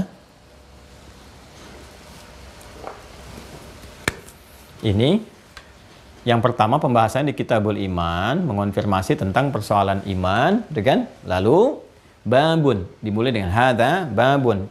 Yang pertama ini berisi tentang subtopik, kan? Qaulun Nabi sallallahu alaihi wasallam, sabda Nabi sallallahu alaihi wasallam, bunyal Islamu ala khamsin. Islam itu dibangun berdasarkan 5 pokok, ya kan? Ini ada 5 pokok, 5 dasar, 5 rukun. Itu sudah pernah saya terangkan. Ya, 5 rukun ini dibagi pada 2 bagian. Ya kan? Apa 2 bagian itu? Ada bagian iman, ada bagian amal. Kan? Ada bagian apa? Iman, ada bagian apa? Amal, ada bagian akidah, ada bagian syariat. Yang bagian iman pertama kali nanti terkristalisasikan pada syahadatain. Asyhadu an la ilaha illallah wa asyhadu anna Muhammadar Rasulullah. Terhubungnya konektivitas kita dengan Allah Subhanahu wa taala sebagai pengakuan. Yang ini nanti mengonfirmasikan amalan sebagai implementasi dari pengakuan iman ini. Ya, maka diberikan amalan pokok yang ada 4 itu. Ya, apa saja di antara jenisnya? Ada sholat, ada zakat, ada puasa, ada haji. Ya, mencakup umrah di dalamnya. Nanti masing-masing punya turunan. Sholat punya turunan lagi, sunnah, ada jenazah, ada macam-macam, ada rawatib, ada mutlak kan? Di luar yang fardu. Zakat ada turunan lagi, apa diantaranya? Ada infak ya dan turunan-turunan lainnya. Nanti puasa ada turunan lagi selain yang Ramadan. Ada yang sunnah, Senin Kamis, Ayyamul Bid, ya, puasa Al-Muharram dan seterusnya. Nanti haji pun ada turunan ke bawahnya yang kecil, apa itu? Umrah misalnya. Jelas ya? Nah, nanti aspeknya sudah ke sini. Karena keibadah, ini masuk syariat, ilmunya disebut fikih. Ini syahadatain. Syahadatain ini punya pokok lagi. Apa pokoknya? Yang 6 ini. Dikonfirmasi lagi. Ya, bunyal Islamu ala khamsin. Islam itu dibangun atas 5 pokok. Ini dibagi ke dalam 2 bagian. Ini turunannya seperti ini. Seperti saya mudahkan untuk menyampaikan. Dan dahsyatnya ini pun tercakup di nama Nabi Muhammad SAW. Ya, nama yang terkait dengan aspek ini, aspek amalan, praktikal, ya, yang lebih kepada nilai-nilai sosial implementasinya. Kan ini kita beribadah nanti ada dampak sosialnya. Seperti sholat, tanha anil fahsya'i wal munkar. Itu kan tanha anil fahsya'i wal munkar itu sifat sosial nanti. Yang dibawa untuk berinteraksi, supaya tidak berbuat keburukan dalam kehidupan. Nama yang melekat pada ini disebut dengan Muhammad namanya. Ya, tuh. Nama yang melekat kepada ini, sifat konektivitas dengan Allah, hablum minallah, disebut dengan Ahmad. Ini disebutkan 1 kali dalam Al-Quran, dikonfirmasi di lisan Nabi Isa alaihissalam, Yesus Mesias. Di Quran surah ke-61 As-Saff ayat yang ke-6. Ya, wa mubasysyiran birasuli ya'ti min ba'di ismuhu Ahmad. Beliau memberi kabar gembira akan datang Rasul setelah saya, penutup, yang sifat ibadahnya begitu tinggi, begitu luar biasa. Ya, apalagi sifat sosial ini sudah diketahui, dan Nabi Isa itu memiliki kesamaan di sifat sosial, sifat kasih. Makanya ajakan beliau ajakan kasih, ajarannya ajaran sayang. Nabi Muhammad tinggi. Ya, punya nilai kasih, punya nilai sayang yang sangat luar biasa. Jangankan manusia, hewan tumbuhan demikian. Nah, makanya ada sebagian menduga Nabi Isa Nabi terakhir. Karena ada keserupaan dengan berita-berita di kitab sebelumnya. Punya sifat kasih yang dalam, kasih sayangnya dan sebagainya. Dikonfirmasi Nabi Isa, bukan saya. Itu lebih dahsyat lagi. Di aspek apa? Nih, aspek Ahmad. Aspek penyembahan kepada Allahnya. Walaupun dijamin masuk surga, masih sholatnya Masya Allah, sampai kakinya bengkak, sampai luar biasa, sedekahnya macam-macam. Ini disebutkan sekali. Ya kan? Nah, ini nama Muhammad 4 kali disebutkan di Al-Quran. Surah ketiga, Ali Imran, ayat 144. Quran surah 33, Al-Ahzab, ayat 40. Quran surah 47 dengan namanya Muhammad SAW, ayat kedua. Quran surah 48, Al-Fatah ayat 29. 4 kali. 4 tambah 1 berapa? 5. Rukun Islam berapa? 5. Pokoknya berapa? 5. Pembagiannya berapa? 1 dan 4. Itu kan? Kesini syahadatnya berapa? 1 yang diucapkan. Pokok ininya berapa? 4. Turunannya kesini berapa? 6. Semua nyambung. Nyambung, Masya Allah gitu kan? Masya Allah. Nah, wahuwa qaulun wa fi'lun. Sedangkan intisari dari keislaman yang ada pada pokok iman itu harus ada pembuktian perkataan dan perbuatan. Tadi saya menyebutkan dengan umum saja, sedangkan Islam itu yang saya maksudkan dengan perkataan saya tadi, sedangkan Islam yang terkonfirmasi pada nilai keimanan itu, nilai syahadat itu, ini. Karena yang dibahas kitabul imannya, ya. Ini kita simpan, pokoknya diteruskan oleh Imam Al-Bukhari, ya kan? Wahwa, sedangkan implementasi dari keislaman itu, tadi kan bunyal Islamu ala khamsin. Kalau kita sampai situ saja, maka nanti bisa diterjemahkan wahwanya ke Islam. Yang dimaksud di sini adalah wahwa, sedangkan implementasi dari keislaman itu 5 pokok keislaman, bunyal Islamu ala khamsin, yang pokok ininya, nilai syahadatnya dan nilai keimanannya, wahwa, sedangkan iman itu sebagai implementasi pertama dari keislaman, qaulun wa fi'lun. Qaulun wa fi'lun. Sebagaimana Islam, iman, dan amal, maka imannya pun harus mencakup qaulun wa fi'lun. Pertama kali dibuka, rukun yang pertama ini, yaitu syahadatain, yang menunjukkan komitmen keimanan itu, ya, pertama kali diwujudkannya dalam bentuk qaulun, perkataan. Makanya kalau kita melihat orang masuk Islam, ya kan, dimulai dengan apa? Dengan qaul kan, dengan perkataan. Ya kan? Asyhadu an la ilaha illallah wa asyhadu anna Muhammadan Rasulullah. Ini qaulun namanya. Qaul itu perkataan. Kalau ke Nabi biasanya kita bedakan dengan sabda. Kalau ke Allah kita bedakan dengan firman. Itu di bahasa kita. Kalau di bahasa Arab semua dicakup dengan kata qaul. Qala Allah Ta'ala, qala Rasulullah sallallahu alaihi wasallam, qala al-imamu kadza kadza kadza wa kadza. Ya kan? Maka dimulai dengan perkataan. Nah, sebagai pembuktian awal. Kita pun dalam kandungan semua mengatakan. Ini Quran surah ke-7 ayat 172. Ya, kan yang dikonfirmasi oleh kita apa? Qalu bala syahidna, dari kata qaul dulu. Wa idz akhadha rabbuka min bani adama min zuhurihim dzurriyyatahum wa asyhadahum ala anfusihim alastu bi rabbikum qalu. Nah, qalu ini qaul. Bala syahidna. Ya, kita mengonfirmasi, kita mengatakan. Jadi pertama qaul. Kalau qaul dari mana? Lisan. Kalau qaul itu lisan. Ini teman-teman, mohon izin, mohon maaf ya. Tolong untuk melihat bagan ini, disimak video awal sampai akhir ya. Karena kalau Anda baru masuk, Anda nggak akan tahu saya nulis yang pertama yang mana ini. Seperti apa gitu. Tapi kalau Anda ikutin awal sampai akhir, Anda akan tahu, oh ini munculnya di sini, muncul di sini. Ya. Nah, jadi konfirmasi pertama lewat lisan. Sini teman-teman sekalian. Ini. Konfirmasi di lisan. Nah, lisan ini adalah konfirmasi awal dari keimanan, sedangkan iman ini konfirmasi awal dari pokok keislaman. Makanya kita katakan orang masuk Islam itu bersyahadat, karena pokok yang pertamanya syahadat nih. Jelas nggak? Kan? Saya ulang ya. Rukun Islam itu ada 5 pokoknya. Kualifikasi 5 itu dibagi 2, iman dengan amal. Jelas ya? Yang amal pokoknya ada 4, iman itu 1 yaitu syahadatain. Bersyahadat, syahadu an la ilaha illallah, syahadu anna Muhammadar Rasulullah. Yang ini ada 6 pokok. Nah, iman ini terklasifikasikan lagi, pokok ini yang 1 ini pada 2 bagian. 1, pembuktian awal, yaitu lewat qaul, lewat perkataan. Jelas ya? Dikatakan, karena itu, dikatakan kan pasti lewat lisan. Lisan kita, mulut kita berkata. Apa yang kita katakan? Mengonfirmasi ini, syahadat. Syahadu an la ilaha illallah, syahadu anna Muhammadar Rasulullah. Karena itu, orang yang bersyahadat,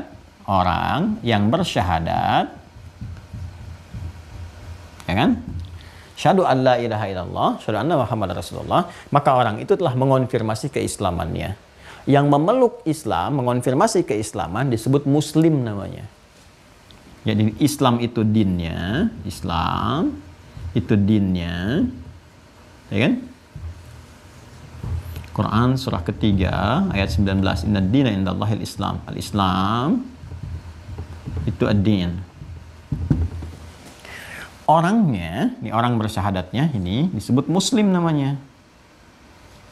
Muslim. Kalau ingin dibedakan gender misalnya, untuk penunjukan kepada laki-laki dan perempuan, tinggal tambah tak marbutah di ujungnya, pakai ah. Kalau ini muslim, misalnya laki-laki, ini tinggal pakai muslimah untuk perempuan. Nah, ini ya. Jelas? Maka muslim artinya orang Islam. Konfirmasi keislamannya dengan bersyahadat. Jadi kalau sudah bersyahadat, maka statusnya muslim. Jelas ya? Kalau perempuan apa? Muslimah.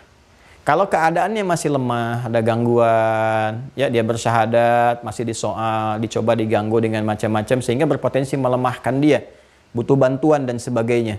Ya, maka kita mencoba untuk membantu sehingga melembutkan dirinya. Ya, maka keadaan dibantu supaya dalam kelembutan ini dapat kuat kembali, itu yang sering diistilahkan dengan mu'allaf namanya. Ya, mu'allaf. Jadi ada 2 sisi. Ada sisi yang pertama, dia belum berislam, masih ingin tahu, ada kelembutan dalam dirinya untuk menerima Islam, tapi belum bersyahadat. Nah, itu pun masuk golongan pertama dari mu'allaf, ada golongan pertamanya. Ya, siapa? Orang yang dilembutkan. Mu'allaf itu kan yang dilembutkan hatinya untuk menerima.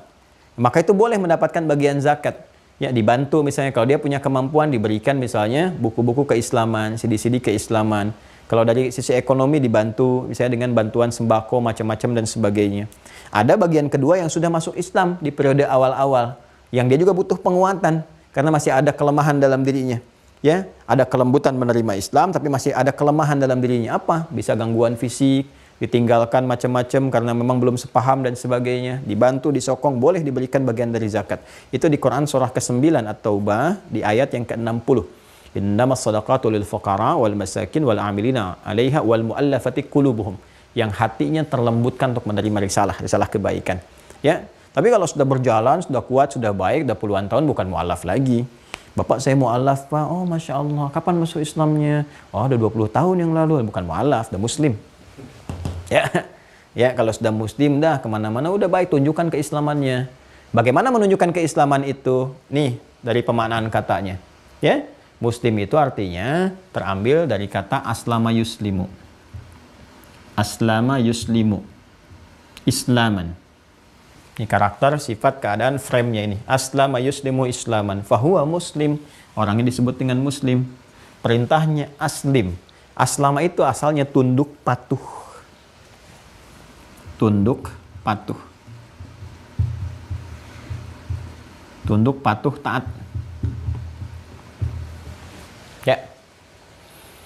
Islam adalah tuntunan-tuntunan yang ditunjukkan kepada kita sebagai pedoman, ya, untuk sebagai pedoman berkehidupan dan sebagai tanda ketundukan, kepatuhan, ketaatan kita kepada Allah. Jadi kalau sudah muslim itu artinya orang yang tunduk, yang patuh, yang taat kepada siapa? Kepada Allah. Jelas ya? Nah, untuk mendapatkan ketundukan, kepatuhan ini kita butuh pembuktian, butuh pedoman dulu. Ya Allah, di mana saya temukan pedomannya? Seperti apa gambarannya? Maka diturunkan Al-Quran sebagai hudan. Ya, gambaran dari pedoman ini supaya kita masuk ke dalam ruang petunjuk itu disebut silmi, namanya as-silmu. Ya. Makanya kalau sudah kita mengatakan asyhadu alla ilaha illallah, asyhadu anna Muhammadar Rasulullah, maka kita sudah masuk pada pokok bagian yang pertama. Dengan syahadat itu, syahadat dikonfirmasi lewat lisan, masuk pokok yang pertama dari 5 rukun Islam. Apa 5 itu? Namanya iman, ya kan? Makanya dikatakan orang ini sudah beriman. Ya, sudah beriman dalam bahasa Arab disebut amana, tunggalnya. Amana. Sudah beriman. Jamaknya tinggal tambah ujungnya, waw dan alif. Amanu plus gini. Amanu. Jadi kalau udah panjang, jamak. Amana tunggal. Amana sudah beriman. Apa tanda sudah beriman? Sudah berkata dengan lisannya, qaul. Sudah berkata. Apa yang dikatakan? Syahadu an la ilaha illallah, syahadu anna Muhammadar Rasulullah. Maka kalau banyak orang sudah mengatakan itu, berarti sudah beriman. Ya, maka panggilan Quran, panggilannya menjadi berubah dari nas, manusia pada umumnya, kepada amanu. Maka muncul panggilan-panggilan iman. Ya ayyuhalladzina amanu, ya ayyuhalladzina amanu. Hei orang-orang yang telah menyatakan saya sudah beriman. Dikonfirmasi dengan syahadatnya, syahadu an la ilaha illallah. Dah kan? Berarti kalau kamu sudah beriman, kamu sudah menjadi muslim. Muslim itu artinya tunduk. Tunduk itu artinya patuh. Patuh itu harus taat. Taat pada siapa? Tuntunan Allah, perintah Allah. Ya, tunaikan perintah Allah, jauhi larangannya. Kita bertanya bagaimana caranya? Maka disebutkan di Quran surah ke-2. Ayat 208. Al-Baqarah ayat 208, paling kiri. Ke tengah tapi agak ke bawah sedikit. Ya ayyuhalladzina amanu, hai semua orang yang telah menyatakan diri beriman, sudah bersyahadat, sudah mengatakan di lisannya, kan? Udkhulu fis silmi, bukan fil Islam. Karena Islam itu sudah syahadat. Udkhulu fis silmi, masuk ke dalam pedoman ruang Islam. Ya, kafah secara utuh. Ya, tunduk, patuh, taat. Ya, matanya kalau sudah berislam, lihat bimbingan bagaimana dengan untuk melihat menggunakan fungsi mata. Lisan kalau sudah berislam kan sudah beriman tuh. Ya, harus dibuktikan keimanannya. Maka lisan beriman tuh harus ada cahaya iman membimbing, ada bimbingan, ada pedoman dan sebagainya. Maka diturunkanlah Al-Quran untuk membimbing kita, dijelaskan oleh hadis-hadis Nabi SAW. Maka dibuktikan oleh kita lewat implementasi dari iman itu. Dari mana kemudian bisa dibuktikannya? Lewat perilaku. Ya kan nggak mungkin kalau cuman ya beriman. Buktinya apa? Kan tadi harus tunduk, patuh, taat. Masuk ke dalam ruang pembuktian. Di sini nanti ada petunjuk. Petunjuknya disebut hudan. Hudannya dalam Al-Quran. Al-Quran dijelaskan lewat hadis, ya kan? Hadis jadi tuntunan, disebut dengan sunnah. Oh, ya, sunnah kan diikuti itu kan jadi perilaku. Ya, ittiba jadi perilaku. Perilaku itu disebut dengan amal. Nama lain dari amal itu fa'al. Ya, fi'lun. Ya kan? Ya ini jadi perbuatan, mengonfirmasi iman. Karena itu ketika kita mengatakan saya beriman, patuh ya, tunduk ya. Bagaimana patuhnya? Dari ujung kepala sampai ujung kaki. Dari mata, gimana mata melihat? Dikonfirmasi imannya dulu, disebutkan iman. Quran surah ke-24. An-Nur ayat 30. Qul lil mu'minina. Katakan pada orang-orang yang sudah beriman. Yaghuddu min absarihim. Ini imannya membimbing dia. Palingkan dari yang tidak bagus. Kualifikasi yang tidak bagus tuh ini. Palingkan. Yang bagus silahkan lihat, yang menguatkan iman. Sampai ke ujung kaki, ini ada panduan. Ya kan? Nah, karena ini ada panduan, mesti ada pembuktian dari komitmen ini. Pembuktiannya lewat apa? Lewat perbuatan, fi'lun, amalun. Ini yang akan dicatat untuk pembuktian iman kita sampai kembali kepada Allah. Karena itu di Al-Quran dikatakan, فَمَنْ يَعْمَلْ مِثْقَالَ ذَرَّةٍ خَيْرًا يَرَهُ وَمَنْ يَعْمَلْ مِثْقَالَ ذَرَّةٍ شَرًّا يَرَهُ. Dari sini Al-Imam Al-Bukhari mengatakan, wahwa iman itu komitmennya qaulun wa fi'lun. Nih, balik ke kitab tadi, di halaman 20 tadi. Wahwa, sedangkan implementasi dari keimanan itu qaulun, pertama kali dikatakan, lalu wa fi'lun, dibuktikan lewat perbuatan. Jadi orang beriman itu memang harus ada pembuktian dari keimanannya. Ya, dan pembuktian keimanan lewat perbuatan itu nanti akan diuji lewat apa? Nanti ada ibadah di sini untuk menguji benar nggak beriman. Maka diperintahkan sholat untuk mengonfirmasi ada iman nggak. Diperintahkan oleh Allah benar nggak tunduk, benar nggak patuh. Pertama aspek ibadah dulu. Jangan-jangan nanti diminta untuk membuktikan, kita nggak bisa buktikan. Bukan kita, ada yang nggak bisa buktikan. Tapi mengaku beriman, maka bermasalah imannya. Maka muncul kualifikasi di situ. Ada lemah iman, ya kan? Apa penyebabnya? Apakah karena penyakit? Penyakitnya karena maksiat atau karena dunia atau karena yang lain? Nanti dirinci lagi. Ya, iman tempatnya di mana? Iman di qalbu kan, yang pernah kita bahas. Ya, iman itu turun lagi ke bawah nih. Masya Allah, turun ke bawah lagi. Ya, ada apa? Ada nafas, an-nafas. Di nafas ada apa? Di sini ada takwa. Ini jiwa iman ada di sini. Di sini ada fujur. Ini katalisnya. Nafas ada di mana ruang ini? Ada di kolbu. Ya, al-qalbu. Kolbu ada di mana? Ada di sudur, di sodron, jamannya sudur. No, di sini. Maka perkataan ini, asyhadu an la ilaha illallah wa asyhadu anna Muhammadar Rasulullah, begitu diucapkan harus tembus ke sini. Nah, mengonfirmasi jiwa takwanya. Ini akan mensupport nih nilai keimanan supaya naik. Jiwa takwa ini. Di takwa ini akan ditembuskan dari nafas kepada kolbu, kolbu kepada sodrun, dari sodrun terjemahkan, diikat oleh akal kita, diperintahkan sepersekian detik ke dalam bagian tubuh kita untuk diekspresikan dengan kuasa Allah, cepat sekali terjadinya. Karena itu kita akan dapati korelasi antara iman dalam Al-Quran, kemudian takwa, ya kan nanti begitu diucapkan qaulun, imannya dari lisan nanti kan. Diucapkan, tembusnya ke sini kan, ke jiwa takwa. Adanya di mana? Di jiwa. Jiwa itu apa? Nafas. Tempat nafas di mana? Di kolbu. Makanya disebutkan jiwa takwa ini ada di kolbu. Kolbu. Ya, sisi terluarnya disebut sadrun, jamaknya sudur. Sudurun. Nah. Begitu diucapkan, ini harus sampai ke sini. Nanti dari sini diberikan perintah untuk mengonfirmasi benar nih imannya. Ya, maka distimulus lewat apa? Lewat amalan. Diperintahkan oleh Allah. Sholat ya. Nah, nanti dicek. Betul nggak nyampe ke sini sinyalnya? Ya, begitu betul. Sepersekian detik tuh diperintahkan. Tembus ke sini, ke sini, ke sini. Dari sini ke amalan, ke jawarih. Ke perilaku kita. Maka dibuktikan lewat apa? Lewat amal. Konfirmasi takwa itu nanti ada pada amal. Amal yang bersumber dari iman disebut saleh. Maka muncul istilah amal saleh. Karena itu perpaduan tiga ini sering ditunjukkan oleh Al-Quran di dalam ayat-ayat firman-firman Allah untuk mengonfirmasi satu dengan yang lainnya. Ya, pembuka hudannya pun disebutkan. Ya, coba lihat di Al-Baqarah pertama kali ya. Setelah alif lam mim, selanjutnya apa? Dzalikal kitab, Al-Quran. La raiba fi. Hudan untuk siapa? Lil muttaqin, orang takwa. Siapa orang takwa itu? Alladzina yu'minuna bil ghaib, iman. Iman harus diuji lewat apa? Amal soleh. Wa yuqimunas shalah wa mimma razaqnahum yunfiqun. Semua saling mengonfirmasi. Ya kan? Nah, ini amal soleh ini, inilah fi'lun. Yang mengonfirmasi qaulun. Iman yang benar dari lisan turun ke hati. Seperti cinta dari mata turun ke hati. Itu kan? Iman dari lisan turun ke hati.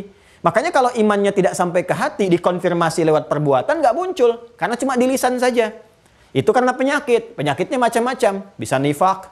Ya karena penyakitnya penyakit iman, ya maka nyerangnya ke takwa. Takwa ada di mana? Di nafas. Nafas ada di mana? Di kolbu. Maka sering dikatakan penyakit kolbu. Jamak dari kolbu disebut kulubun. Penyakit kulub disebut maradun. Ya, maradun. Maka disebutkan di Quran surah kedua Al-Baqarah di ayat 10. Ya, fi qulubihim marad. Fazadahumullahu marada. Kan? Apa yang menyebabkan penyakit ini? Banyak nanti. Di antaranya apa? Ya, diikuti provokasi setan. Provokasinya kemana? Setan provokasi ke sifat fujur. Fujur ada di mana? Ada di nafas. Ketika diprovokasi berdiri sendiri, nafas memerintahkan. Ya, perintah disebut ammar. Terus memerintahkan disebut ammar. Membawa karakter disebut ammarah. Karena ini sifatnya kalau berdiri sendiri jadi jelek, maka perbuatan yang jelek disebut su. Maka dari sini memerintahkan kepada su. Nih, nggak lewat takwa ke sini. Su terus. Ammaratum bisu. Maka disebutkan di Quran surah ke-12 dikonfirmasi. Ayat 53. Wa ma ubarri'u nafsi inna nafsa la ammaratum bisu illa ma rahima rabbi. Ya, itu persoalan pertama. Siapa yang memprovokasi ini? Setan. Kita udah lengkapi pembahasan tentang setan. Dari asal-usul, cara kerja, sampai akhir tragisnya. Nah, setan masuk lewat mana? Setan gak mau tanggung. Ya, dia gak mau gagal. Dia berusaha untuk mengcover semua jalan dari fujur. Fujur kan ke sini. Nafas ke kolbu. Kolbu ke sodrun. Ini puncak terakhirnya. Maka dia masuk lewat sini. Karena yang digoda bukan 1-2 orang, tapi semua orang. Ya, maka dijamakkan. Sodrun jadi sudur bentuk jamak.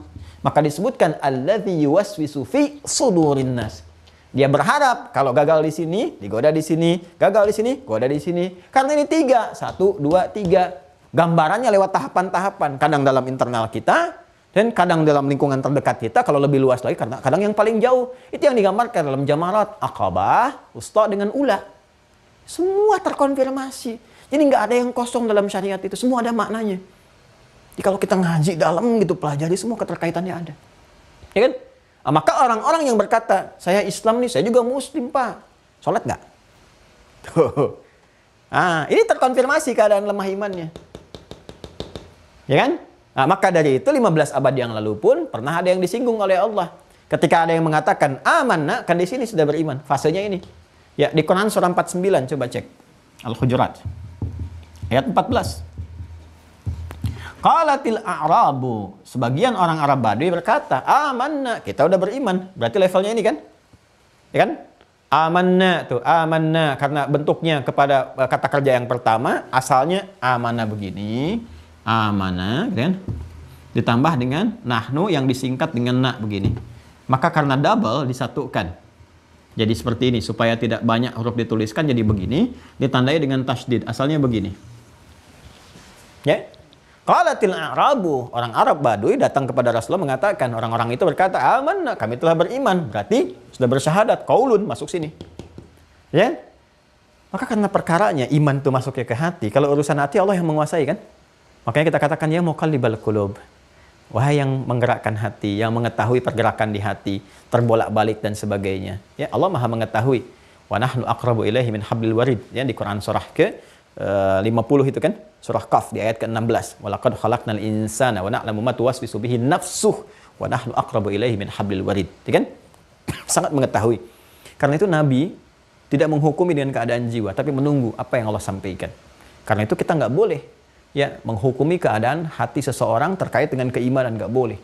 Ya, makanya kalau ada seorang menyebutkan misalnya kafir itu akan mencari pemiliknya. Benar nggak? Sampai ke langit. Kalau nggak ditemukan, di bumi nggak ditemukan, kembali kepada yang mengucapkan. Makanya hati-hati dengan klaim-klaim demikian. Kecuali ada tanda-tanda nyata yang disebutkan secara langsung. Menolak syariat, itu kan? Tidak mengakui sholat. Atau kemudian misalnya ya menolak tentang akidah keislaman. Menghalalkan yang haram yang tinggi. Menghalalkan zina macam-macam. Nah itu sudah ada tanda-tanda. Maka hukum-hukum melekat. Nah, maka harus hati-hati. Karena kalau ketidaktahuan dibimbing supaya kembali kepada jalan yang benar. Dia mengatakan amanah. Maka turun ayat mengonfirmasi. Kul lam tu'minu. Katakan Muhammad SAW. Belum benar imannya. Kenapa? Karena kalimat yang ada di lisan itu qaul belum mengalir sampai ke qalbu, sampai ke nafas.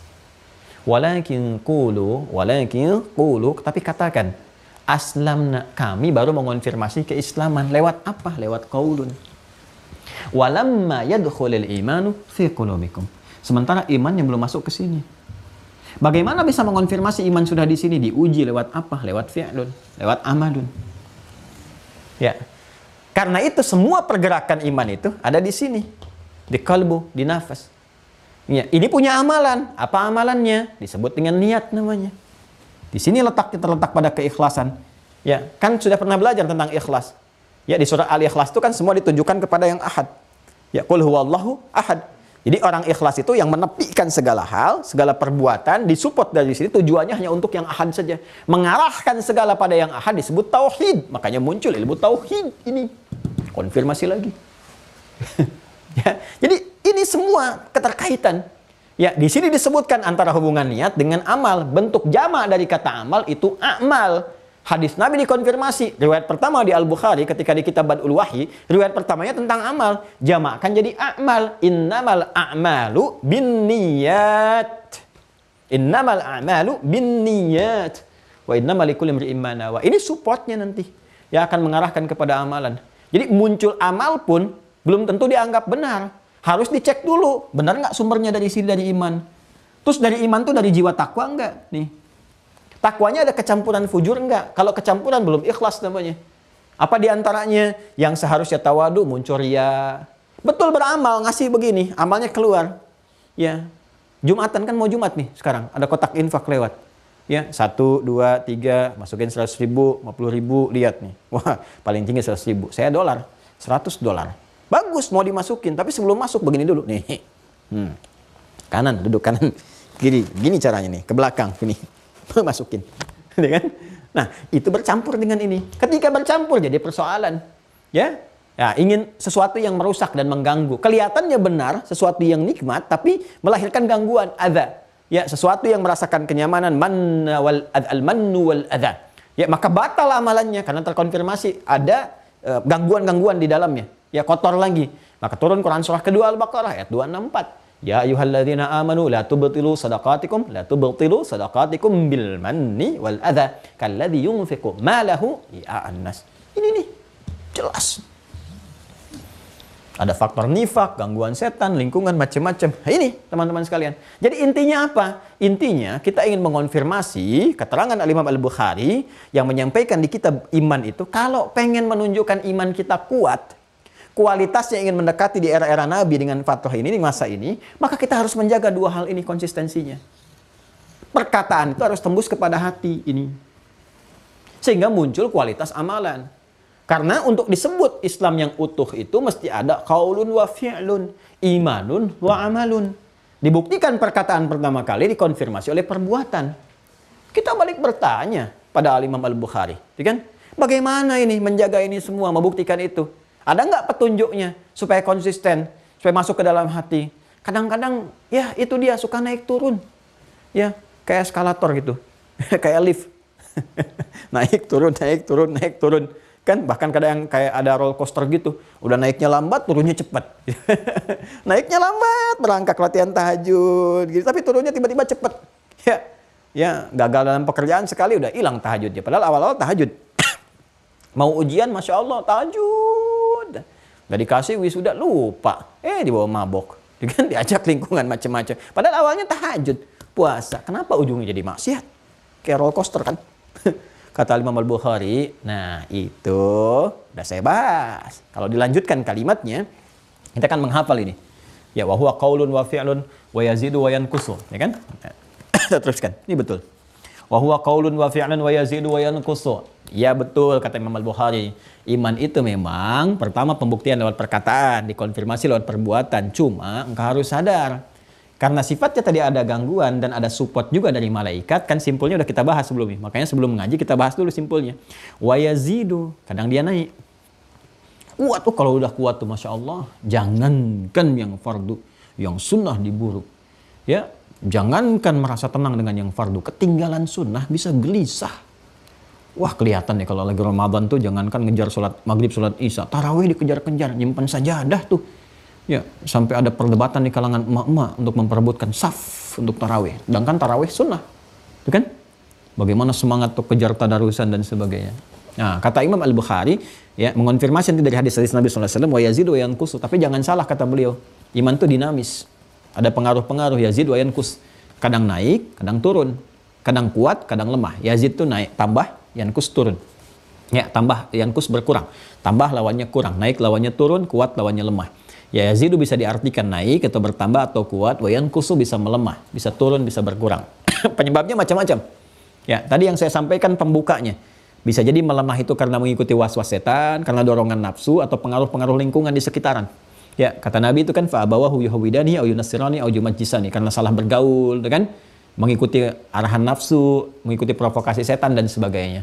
Atau naik tuh karena bergaul dengan orang-orang yang benar, suhbatus salihin, bergaul dengan orang-orang saleh, ya. Makanya Al-Imam An-Nawawi ngarang kitab Al-Imam An-Nawawi Riyadhus Shalihin, taman orang-orang saleh itu. Ya, kurang lebih 1896 hadis kurang lebih yang ada di situ. Ya, setelah Al-Arba'in 42 hadis untuk pokok-pokoknya. Nah, jadi teruskan. Nah, tadi saya sampaikan, kita balik bertanya, ya Imam Al-Bukhari, sampaikan informasi kepada kami. Gimana caranya kita? Ada nggak petunjuk dari Nabi SAW, cara naikin supaya stabil imannya kuat, ya kan? Kemudian kita jaga supaya nggak turun, supaya nggak melemah. Maka diteruskan oleh beliau. Konfirmasi dari hadis Nabi SAW sebelumnya adalah ayat-ayat Al-Quran dulu. Maka tadi saya sampaikan manhaj beliau, sampaikan ayat Qurannya. Teruskan, qala Allah Ta'ala. Baik ya, Allah Subhanahu Wa Ta'ala berfirman, memberikan gambaran kepada kita di surah Al-Fatah. Ya, surah ke-48 ayat yang keempat. Liyazdadu imanan ma'a imanihim. Ya, supaya kami tambahkan terus keimanan-keimanan mereka. Jadi ada isyarat dalam Al-Quran, amalan-amalan yang terus menguatkan iman. Menambah iman, menambah iman, menambah iman. Supaya nanti dengan iman bertambah itu ada tipsnya. Ya, ada petunjuk-petunjuknya. Ini isyarat dulu yang beliau sampaikan. Juga teruskan wazidnahum huda. Kami tambahkan dengan iman itu hudan, petunjuk, itu terkonfirmasi itu. Jalur yang tadi itu.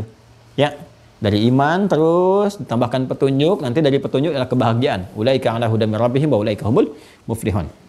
Kemudian di surat Maryam ayat 76 juga kita dapatkan, wa yazidullahu alladzina ihtadau huda. Allah akan tambahkan orang-orang yang sering kali mengerjakan satu hal dari petunjuk-petunjuk Allah itu, tambahkan hudannya. Sedangkan hudan ciri orang beriman. Dzalikal kitabu la raiba fi hudan lil muttaqin. Siapa muttaqin? Alladzina yu'minuna bil ghaib. Kemudian juga Quran surah Muhammad SAW. Ya, surah 47 ayat ke-17. Walladzina ihtadau zadahum huda wa atahum taqwahum.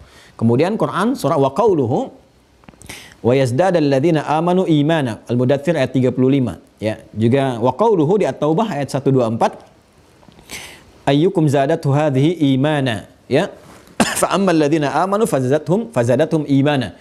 Wa qauluhu jalla dzikruhu, dan juga firman Allah Subhanahu wa taala Ali Imran ayat 173. Fakhshawhum fazadahum imana. Wa qauluhu ta'ala, dan firman Allah Subhanahu wa taala Al-Ahzab ayat 22. Wa ma zadahum illa imanan wa taslima. Ya, kalau mau kita tambahkan lagi, ya belum dicantumkan di sini, misalnya Quran surah ke-8 Al-Anfal. Ya, di ayat keberapa? Ayat kedua. Innamal mu'minuna alladzina ya idza dzukirallahu wajilat qulubuhum wa idza tuliyat 'alaihim ayatuhu zadatuhum imana wa 'ala rabbihim yatawakkalun. Semua ayat-ayat yang disebutkan ini, dicantumkan di kitab ini, ingin mengonfirmasi petunjuk pertama dari Al-Quran dulu. Ini manhaj Al-Imam Al-Bukhari. Ini Al-Quran dulu nih. Kalau Anda bertanya bagaimana cara menguatkan iman, ini ada isyaratnya di Al-Quran dulu nih. Ya, nih Allah memberikan clue, ya, isyarat, kunci-kunci dari sini supaya imannya ditambah, dikuatkan, sehingga dengan kuat iman dapat petunjuk.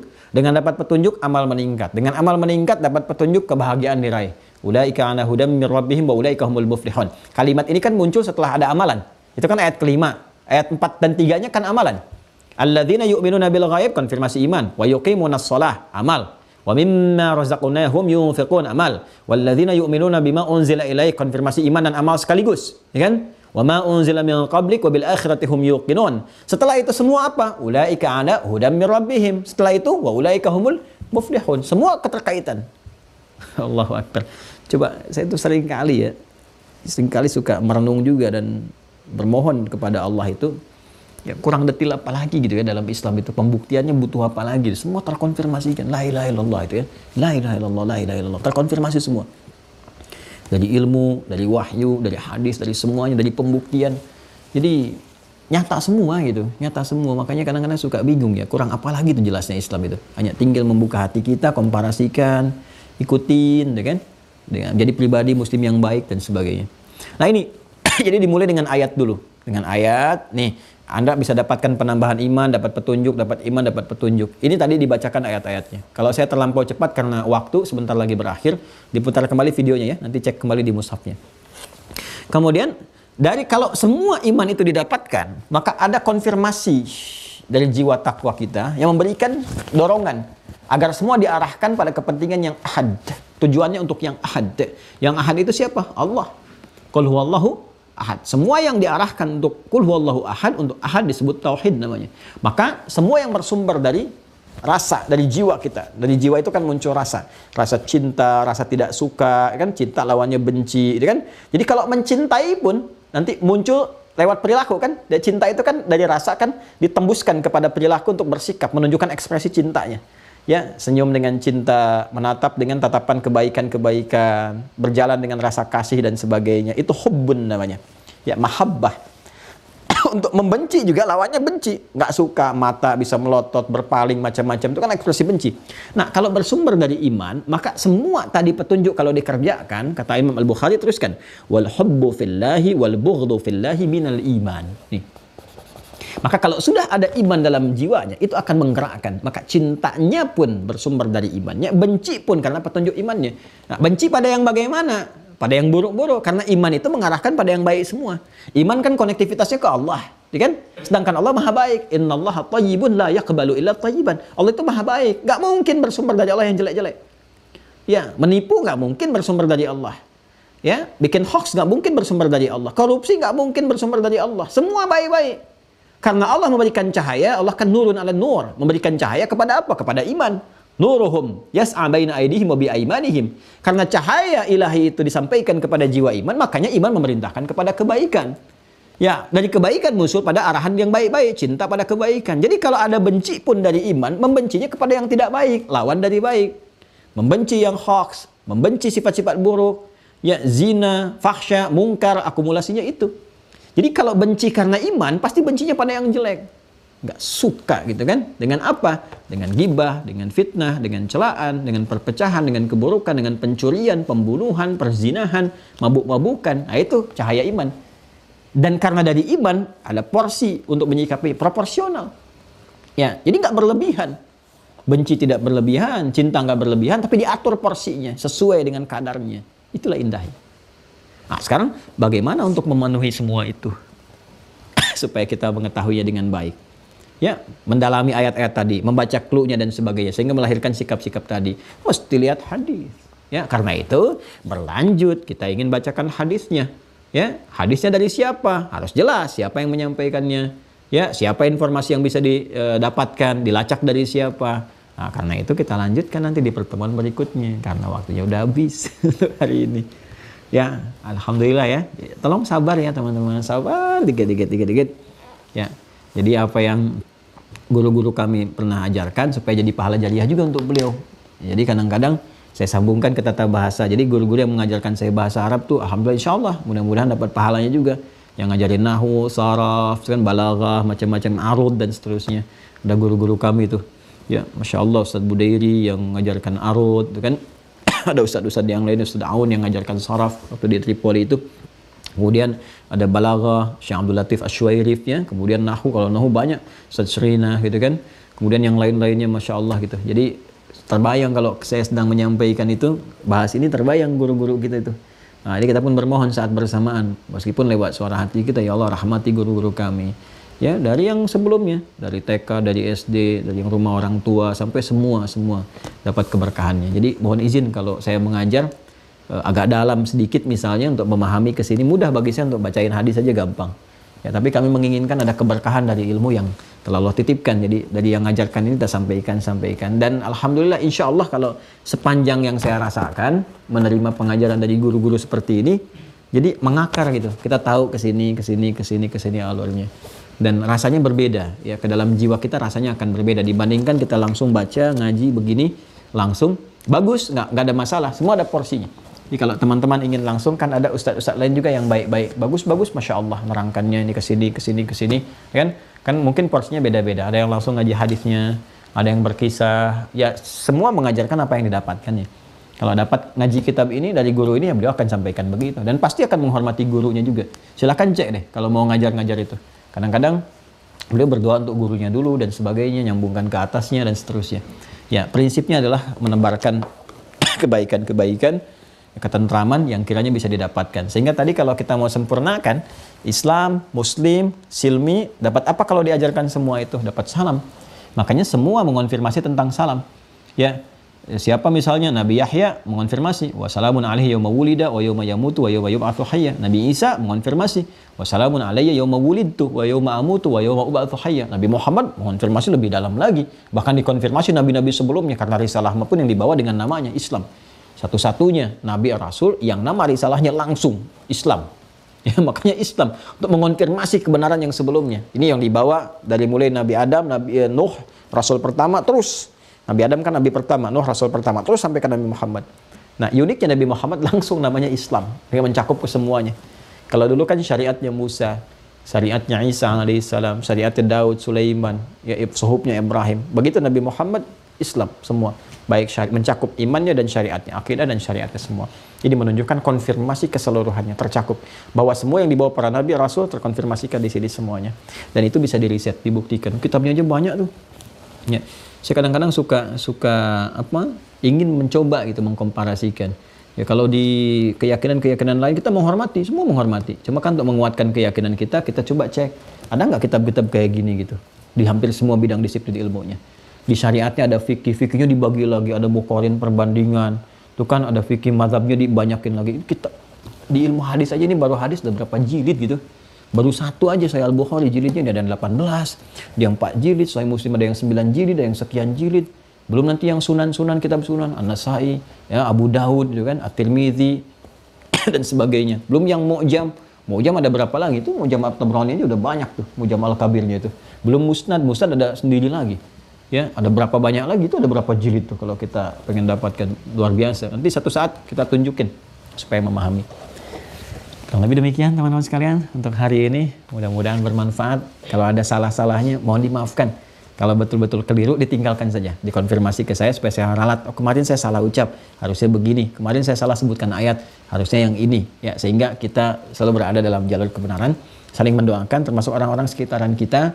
Ya, dan mudah-mudahan dengan doa itu diterima oleh Allah Subhanahu wa taala jadi kebaikan. Selalu menampilkan hal-hal yang baik yang bisa disampaikan, menghindari hal-hal yang buruk dan saling mengingatkan, saling mendoakan. Doakan saya semoga Allah menjaga, mengikhlaskan dan setidaknya mengampuni dosa-dosa yang saya kerjakan, pernah saya lakukan. Ya, semoga Allah berkenan menerima itu semua dari doa-doa Anda semuanya dan menggugurkan dosa-dosa yang pernah dilakukan. Ya, semoga Allah ridai. Sekali lagi terima kasih untuk pertemuan hari ini.